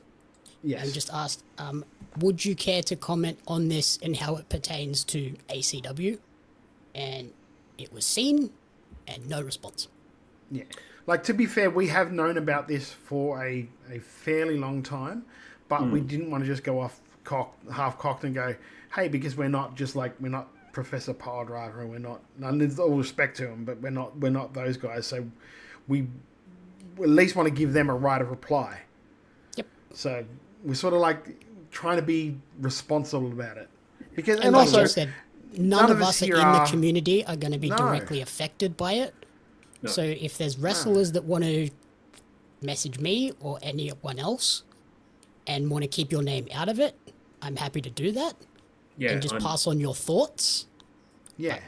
I can't specifically say this is bad on my behalf. Yeah, like I said to you guys at the start, when we first found out about it and we were debating whether or not we should just go and talk about it, I was like, I just don't think it's right. I feel like that's us being incredibly white knighting doing that, and I don't feel right about doing it. So if somebody has a problem with it and they want to air that problem, we were more than happy to to support them, but I don't think it's our place to say where we are. Like we're not part of the community. We support the community. We are. We don't have the lived experience that's vital in this. I worked for that newspaper for nearly 10 years. Like I know what they've been through, but it's not my place to champion that experience for them. I think that's just us being responsible people. I will also add that this company is getting a fair shellacking from fans. Like fans are really vocal about a lot of the concerns that we brought up tonight. Just responding to messages going, "Oh, check your inbox. I've sent you a message to get involved." That is not answering anyone's queries. Well, they're just auto responses. Automated. So they're not. Yeah. And that's also going to get people very, very pissed off very, very quickly. Although I did laugh at the one person that just keeps commenting their automatic response to them. Yeah, and then gets the same response back. And shout out to our good mate Welchie, because he's putting up so many funny comments about it. So shout out Welchie, I love your work, mate. Not only him, a quick shout out to Birdman Phil Picasso, who's also absolutely creaming them in the comments. So it is coming from every direction that, when you're getting owned by the Birdman, then you're doing something wrong. Jesus. Yeah, that's where it's at for ACW right now. So I will say we've also reached out to a couple of other people for comment who at this time haven't felt like it's been appropriate for them to give a comment, and full respect to that, because like we said, we only want to be broadcasting stuff where it's the person's place to say the thing they're saying. We're not going to get out ahead and start misrepresenting people, right? So if you have a comment you want to make, please let us know. We can keep it anonymous, but at this stage we're keeping a close eye on what's going on with Australian Championship Wrestling. There's a lot of people who are not confident that it is going to go anywhere, and that it's a lot of money being flushed down the toilet. And here's one thing too, like Jamie has asked for comment, and not respect. If old mate wants to come on and talk to us, he doesn't have to do it live, so he doesn't have to do it so like the people in chat can eviscerate us. If he wants to come and talk to us live and answer some questions and talk to us about it, where it's not his manufactured podcast network people, it's actual people that will ask him real questions, he is more than welcome to. I mean, we're not he can spend all the money he wants. He can get little sponsorships on boxing shows that are on, I don't know what it's on ESPN or Netflix or something. I don't know what was one or the other, and do all that pressy stuff like that. All of that stuff doesn't mean anything because those guys aren't in the wrestling industry. They aren't like in the wrestling bubble. They don't know about. Oh, they think, oh, this is a new thing. Come and answer some real questions if you want to. Yep. Because until then, no one's going to trust you. And Lachlan, earlier on, you said you're keeping an eye on what's going on. Even more importantly, we're keeping an eye on what's not going on. And I think that that's important in this instance, because it's been 3 or 4 months now and you still haven't announced a show. You still haven't gone, tickets are on sale for X. Yeah, but they've got vans and they've got a car that's like logoed out, mate. And they sponsored a whole thing on the boxing the other day. So I mean they've done a lot of stuff. As that Professor Piledriver Instagram post said, like they've put the cart so far before the horse. Well, it's what we said last week. It's what we said the other week when we were talking about it with, I think it was Brodie. Mm. Yep. We're talking about with the contracts that are like cannot work anywhere else, which is some that's another thing. But we just said you're putting everything before you're trying to sprint before you can walk. Mm. Look, that merch van, I would be interested to know if that is a converted kebab van. It's really on my mind. I gotta know.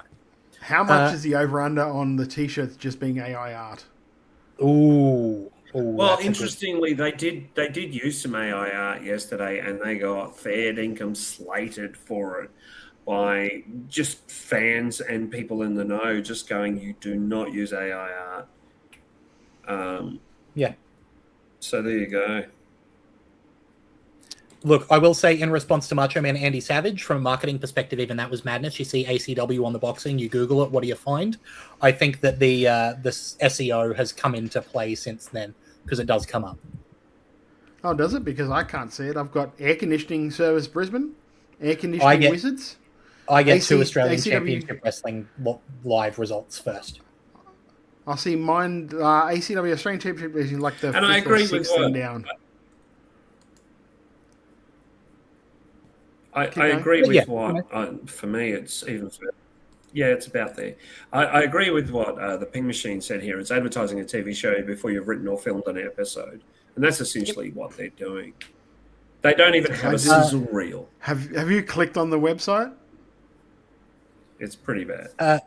I'm just going to quickly read a post that went live 10 minutes ago on Instagram on ACW's story. So it says, publicity is publicity. To everyone talking about Australian Championship Wrestling, thank you. Every mention only expands our reach and strengthens the brand. Just remember there's a difference between opinion and defamation. When that line is crossed, the consequences can be very expensive. Ironically, situations like that can end up generating more revenue for us than sponsorships ever could.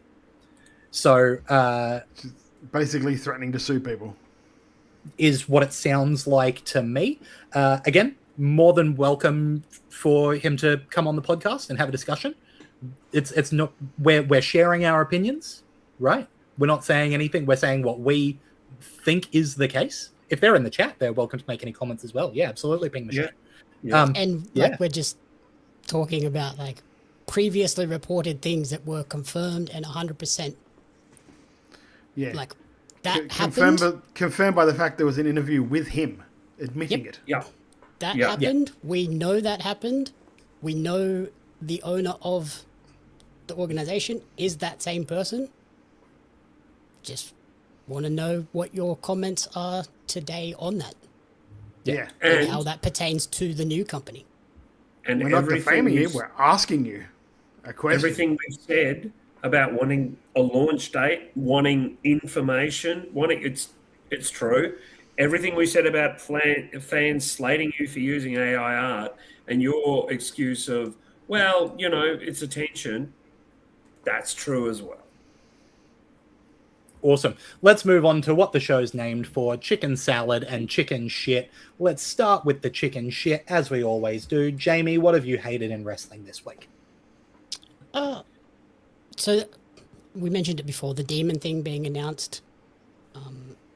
The Mercedes and APAC wrestling stuff was a bit shitty in terms of why would APAC agree to put their belt on Mercedes without a definitive booked plan to take said belt off her, rather than just, it's been vacated now, so their former champion, Nor Diana, doesn't get the moment to get it back. She just kind of lost it unceremoniously in New York, and that's it. So that really sucked.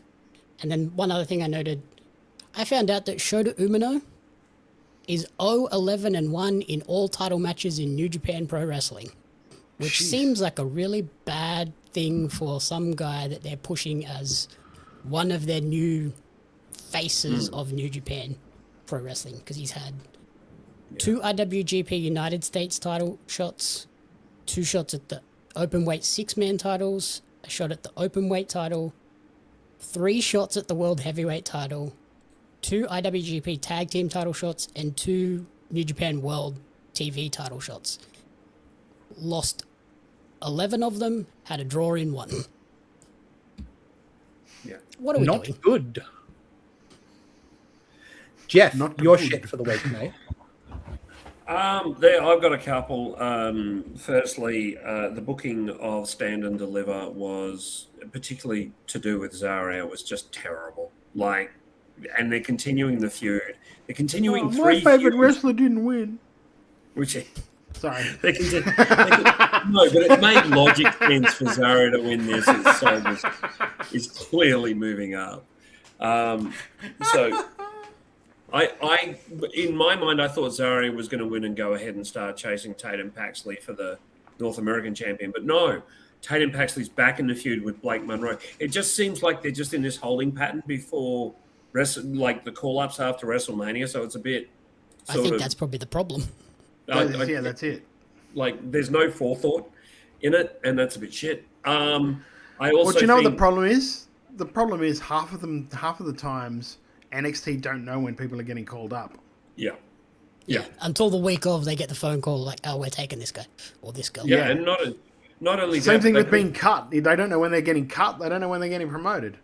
It could be the same with, like, they could put Zara and Sol up as a package, and everyone will go, "What? Wait, hang on, they were feuding a week ago." Like, it's just all a bit confusing, and I think a little bit of forethought could go in there. The other one is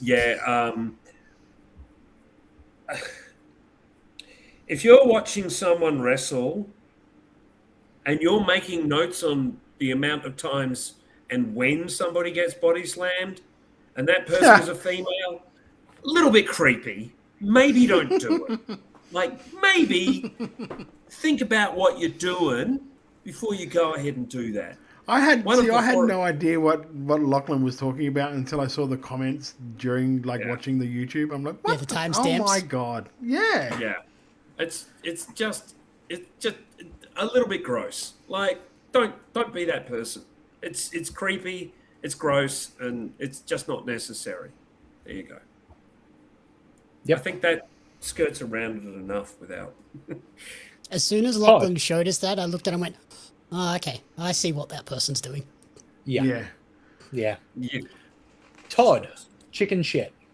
And that by the way, that was me chicken shitting it basically in the group chat.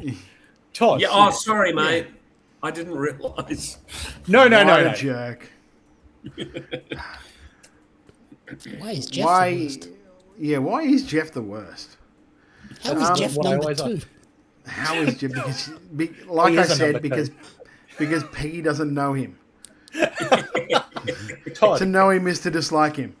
Todd, chicken shit already, mate. Let's go. 2 hours 40. Okay. Mine is a different one because everything's been real serious, so I kind of wanted to lift them.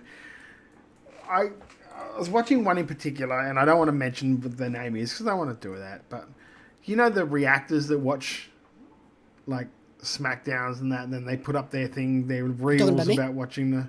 No, not you. You don't react at all, except for going, "Well, that happened." That happened. But one in particular, and I was watching this person, and during SmackDown,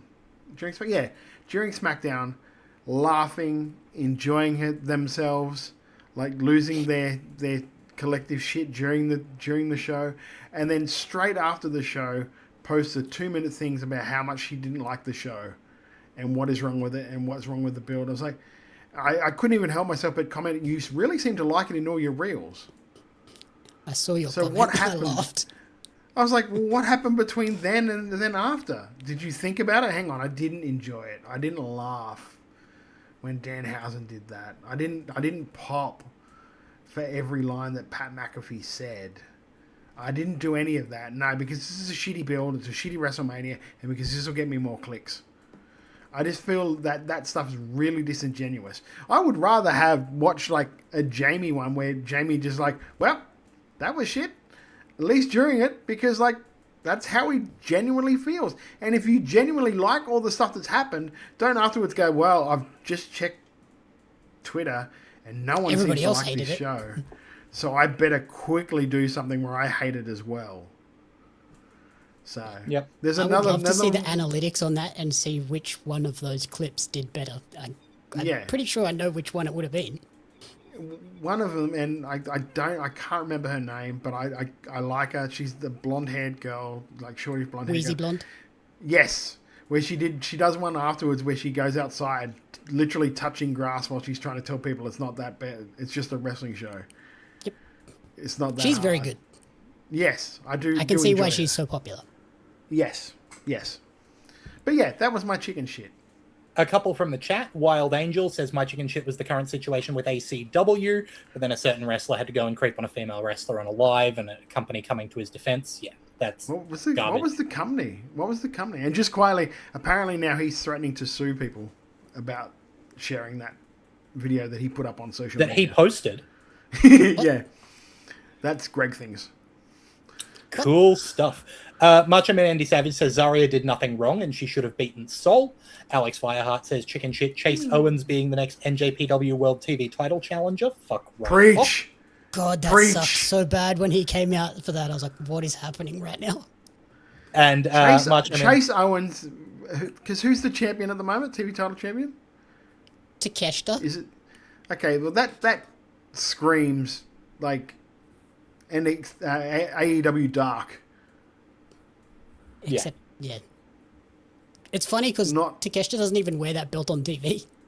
Well, why would you? It's fucking ugly. Yeah. Alex Fireheart has an additional shit. People sending Jade Cargill racist screeds. That was my chicken shit. It's so not on. It's ridiculous.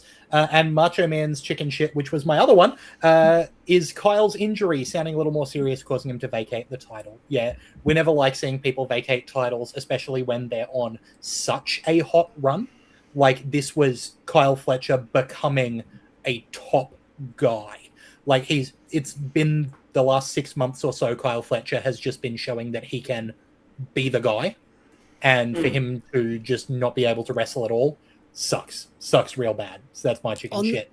On the slightly positive side, though, I'm glad TK has kind of shifted his philosophy with titles, and it's not just as an interim champion for God knows how long. Like, it's just maybe he's got like a threshold start now. fresh. Like, if it's over 2 months, I can't hold up title for that long.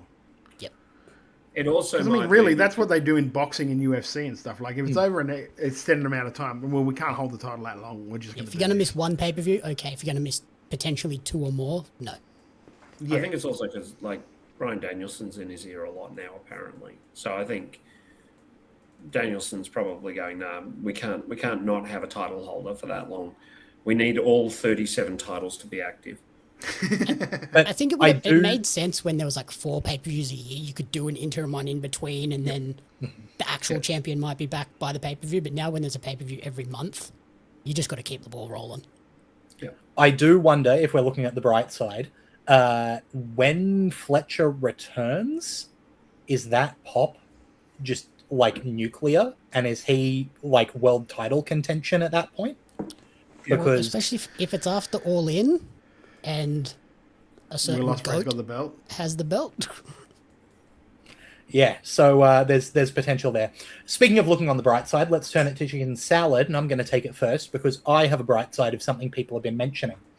I really like that Sol and Zarya is not a one and done, because it would have been, we spent so long building that. If it was one singles match with no stipulation that they had and then it was over, I would feel like that was extremely a lot of build up for not a lot of payoff. The fact that the match, the match, when I watched it, I was like, that's not how you blow off a feud. It's just not, right? No. And it was going to be my chicken shit because of that.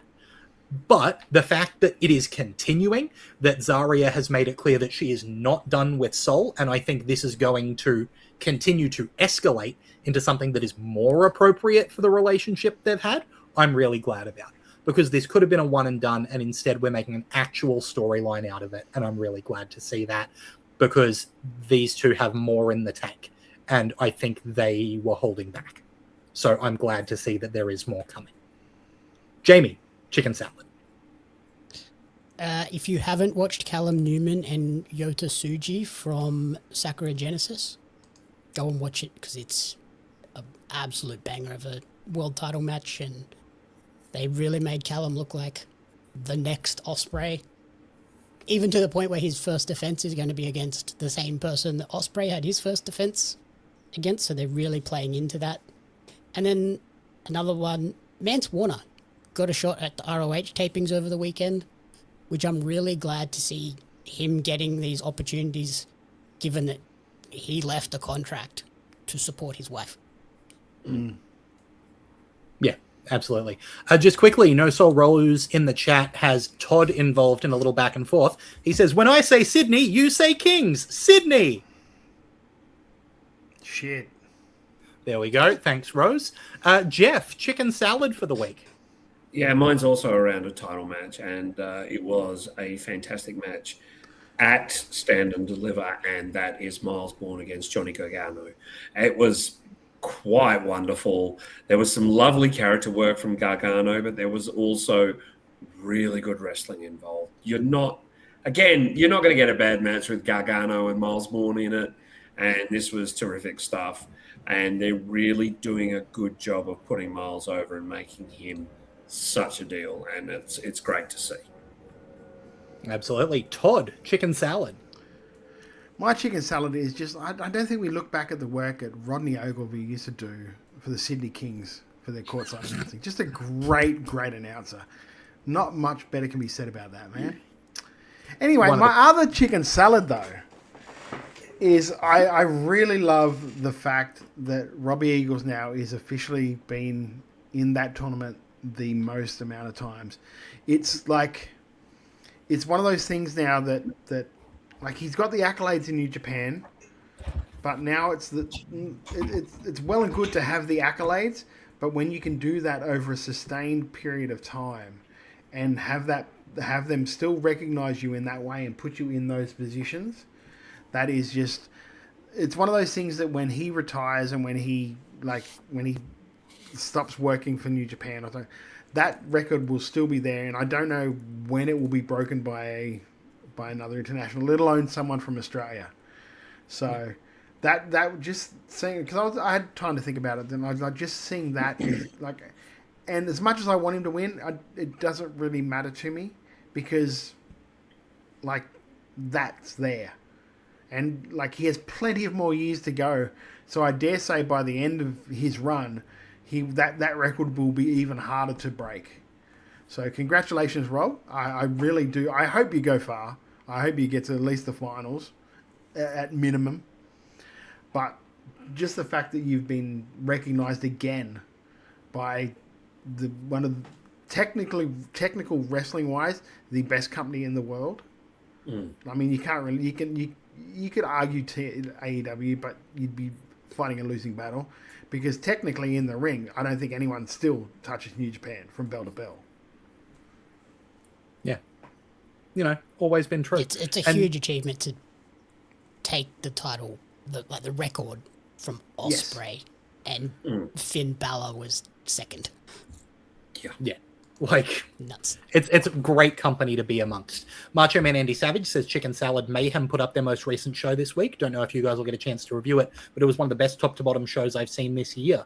That's great news from Andy Savage there. It's, Mayhem have got such a strong roster. It's really good to hear that they're putting on that quality of show. Wild Angel says, Salad, watching people really believe Punk went off script. Does this mean the curtain is coming back? Yeah, it's, We'll see how much more people can be convinced. Alex Fireheart's Chicken Salad, as silly as Ospreay still being chummy with the very obviously heel United Empire is, I do respect them not just immediately having them turn on him after winning the title that night. Also, I much prefer Callum as a wrestler, so I couldn't even hate this decision. Dude has leapt out of Ospreay's shadow since the heel turn started. Yeah, hard to argue with. But, this is the thing, right? There is so much when you talk about just the New Japan stuff we've been following, with Robbie breaking that record and Callum being a phenomenal wrestler and a new champ and the youngest champ ever. It's and then along with, hearing that Mayhem's putting on excellent shows, how do you keep up with it? Well, it's simple. You go to twitch.tv/WrestleRadio Australia. You hit the follow button so you get notified every time we go live, which is at 7:30 p.m. Australian Eastern Standard Time every Thursday for Making Chicken Salad here on the Twitch. Jeff's telling me to slow down. I'm not going to slow down. I'm on a roll here. I've got everything to say. Come and follow us on social. Yep. If you have Amazon Prime, you have Twitch Prime, and you can give away a free subscription every month, like I did this week. Very true. Worth doing.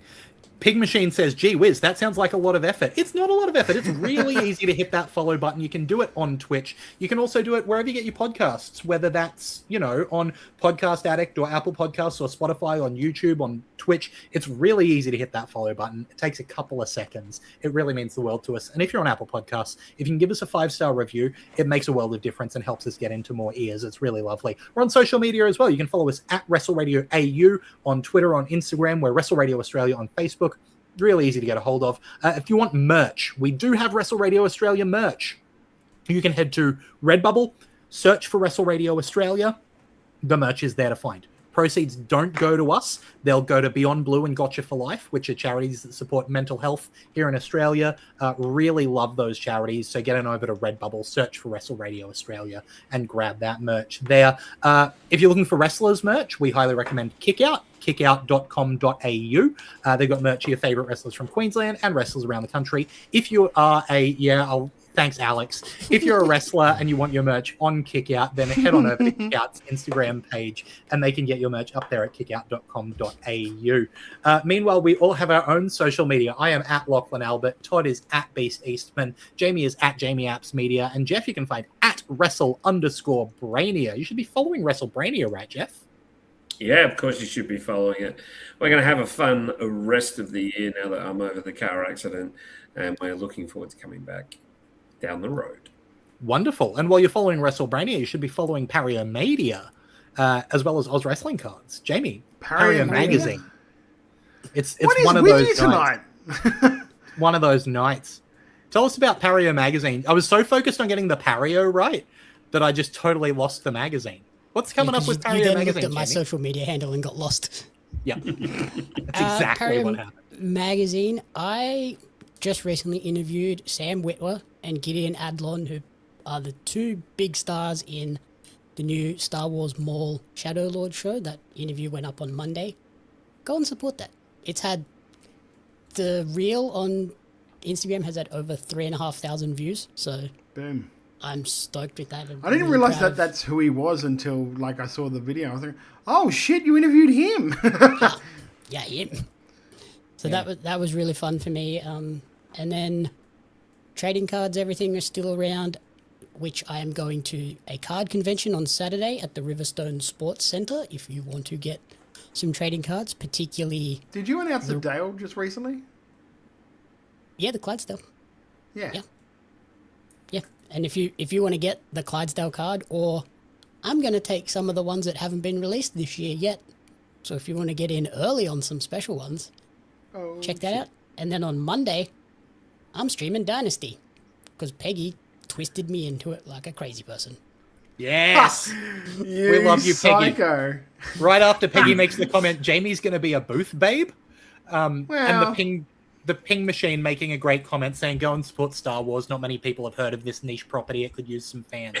Jeff, you should go check this thing out. It's called Star Wars. Star Wars. Yeah. Close enough. The new show is fantastic, by the way. Check it out.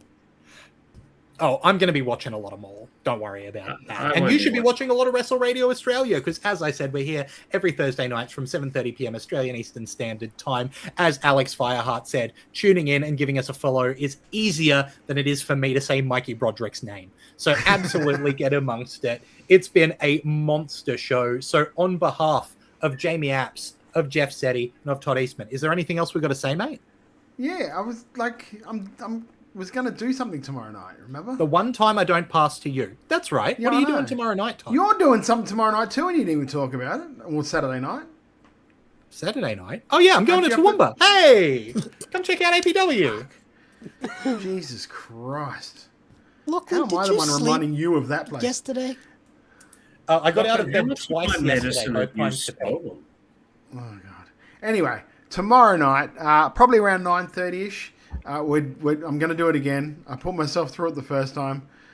It's the second pay-per-view that WWA put on, World Wrestling All-Stars. It's Revolution. It's until I saw the card the other day, or like tonight, I think, before we went there, I was making this little graphic. I didn't realize that on that show is Eddie Guerrero, Juventud Guerrero, and Psychosis in a three-way for the Cruiserweight Championship. Jesus. So, join in. Let's just say some of the jokes probably haven't aged well, but then again, I don't know who's commentating on this show. Yeah. Jerry Lawler. It's definitely an oof to watch at times. A little bit of yikes. But, yeah, many yikes. But, yeah, had a little bit of fun. Like, a couple of people joined me last week for it, and, yeah, we had some fun. So, yes, but on Jeff. the bright side, for the women's match, Lawler annotates whenever someone gets slammed. Yeah, he puts the timestamps Yes, in the comments. he puts the timestamps for you. So that's always a bonus as well. But yeah, so join me tomorrow night for that if you want. So I kind of enjoy watching it because I don't remember watching any one of them past the first one, to be honest with you. So I watched it with you last night, and I don't remember anything past the first 2 seconds when I think I blacked out. It was because you left. Yeah, Not that's long true. after that. Hey, I watched 2 matches. They were both weirdly good. Jamie, Jeff, anything else we need to mention before we go? Probably around 9:30, bloody DJ. Yep. So a bit of a late night viewing. If you're a board gamer and you're going up to Humbug Con, I will be there storytelling Blood on the Clock Tower. Come and say hi. Hi. Say hi to me at a day to remember. You know, that's happening too. Like, come say hi. All right. Well, yeah. Jamie's not going. So on behalf of Jamie Apps and Jeff Setti and Todd Eastman, I've been Lachlan Albert. Next week, I swear I'm going to say everyone's name correctly. You won't want to miss it. It's going to be a spectacular. So till You're not then, here next week, are you? I am. Just. Oh, damn it. Have a good one. Trying to make chicken salad out of chicken shit, and it was just awful. I've turned chicken salad into chicken shit. I will continue to do so. Making chicken salad out of chicken Make chicken salad out of chicken shit. People is as people does.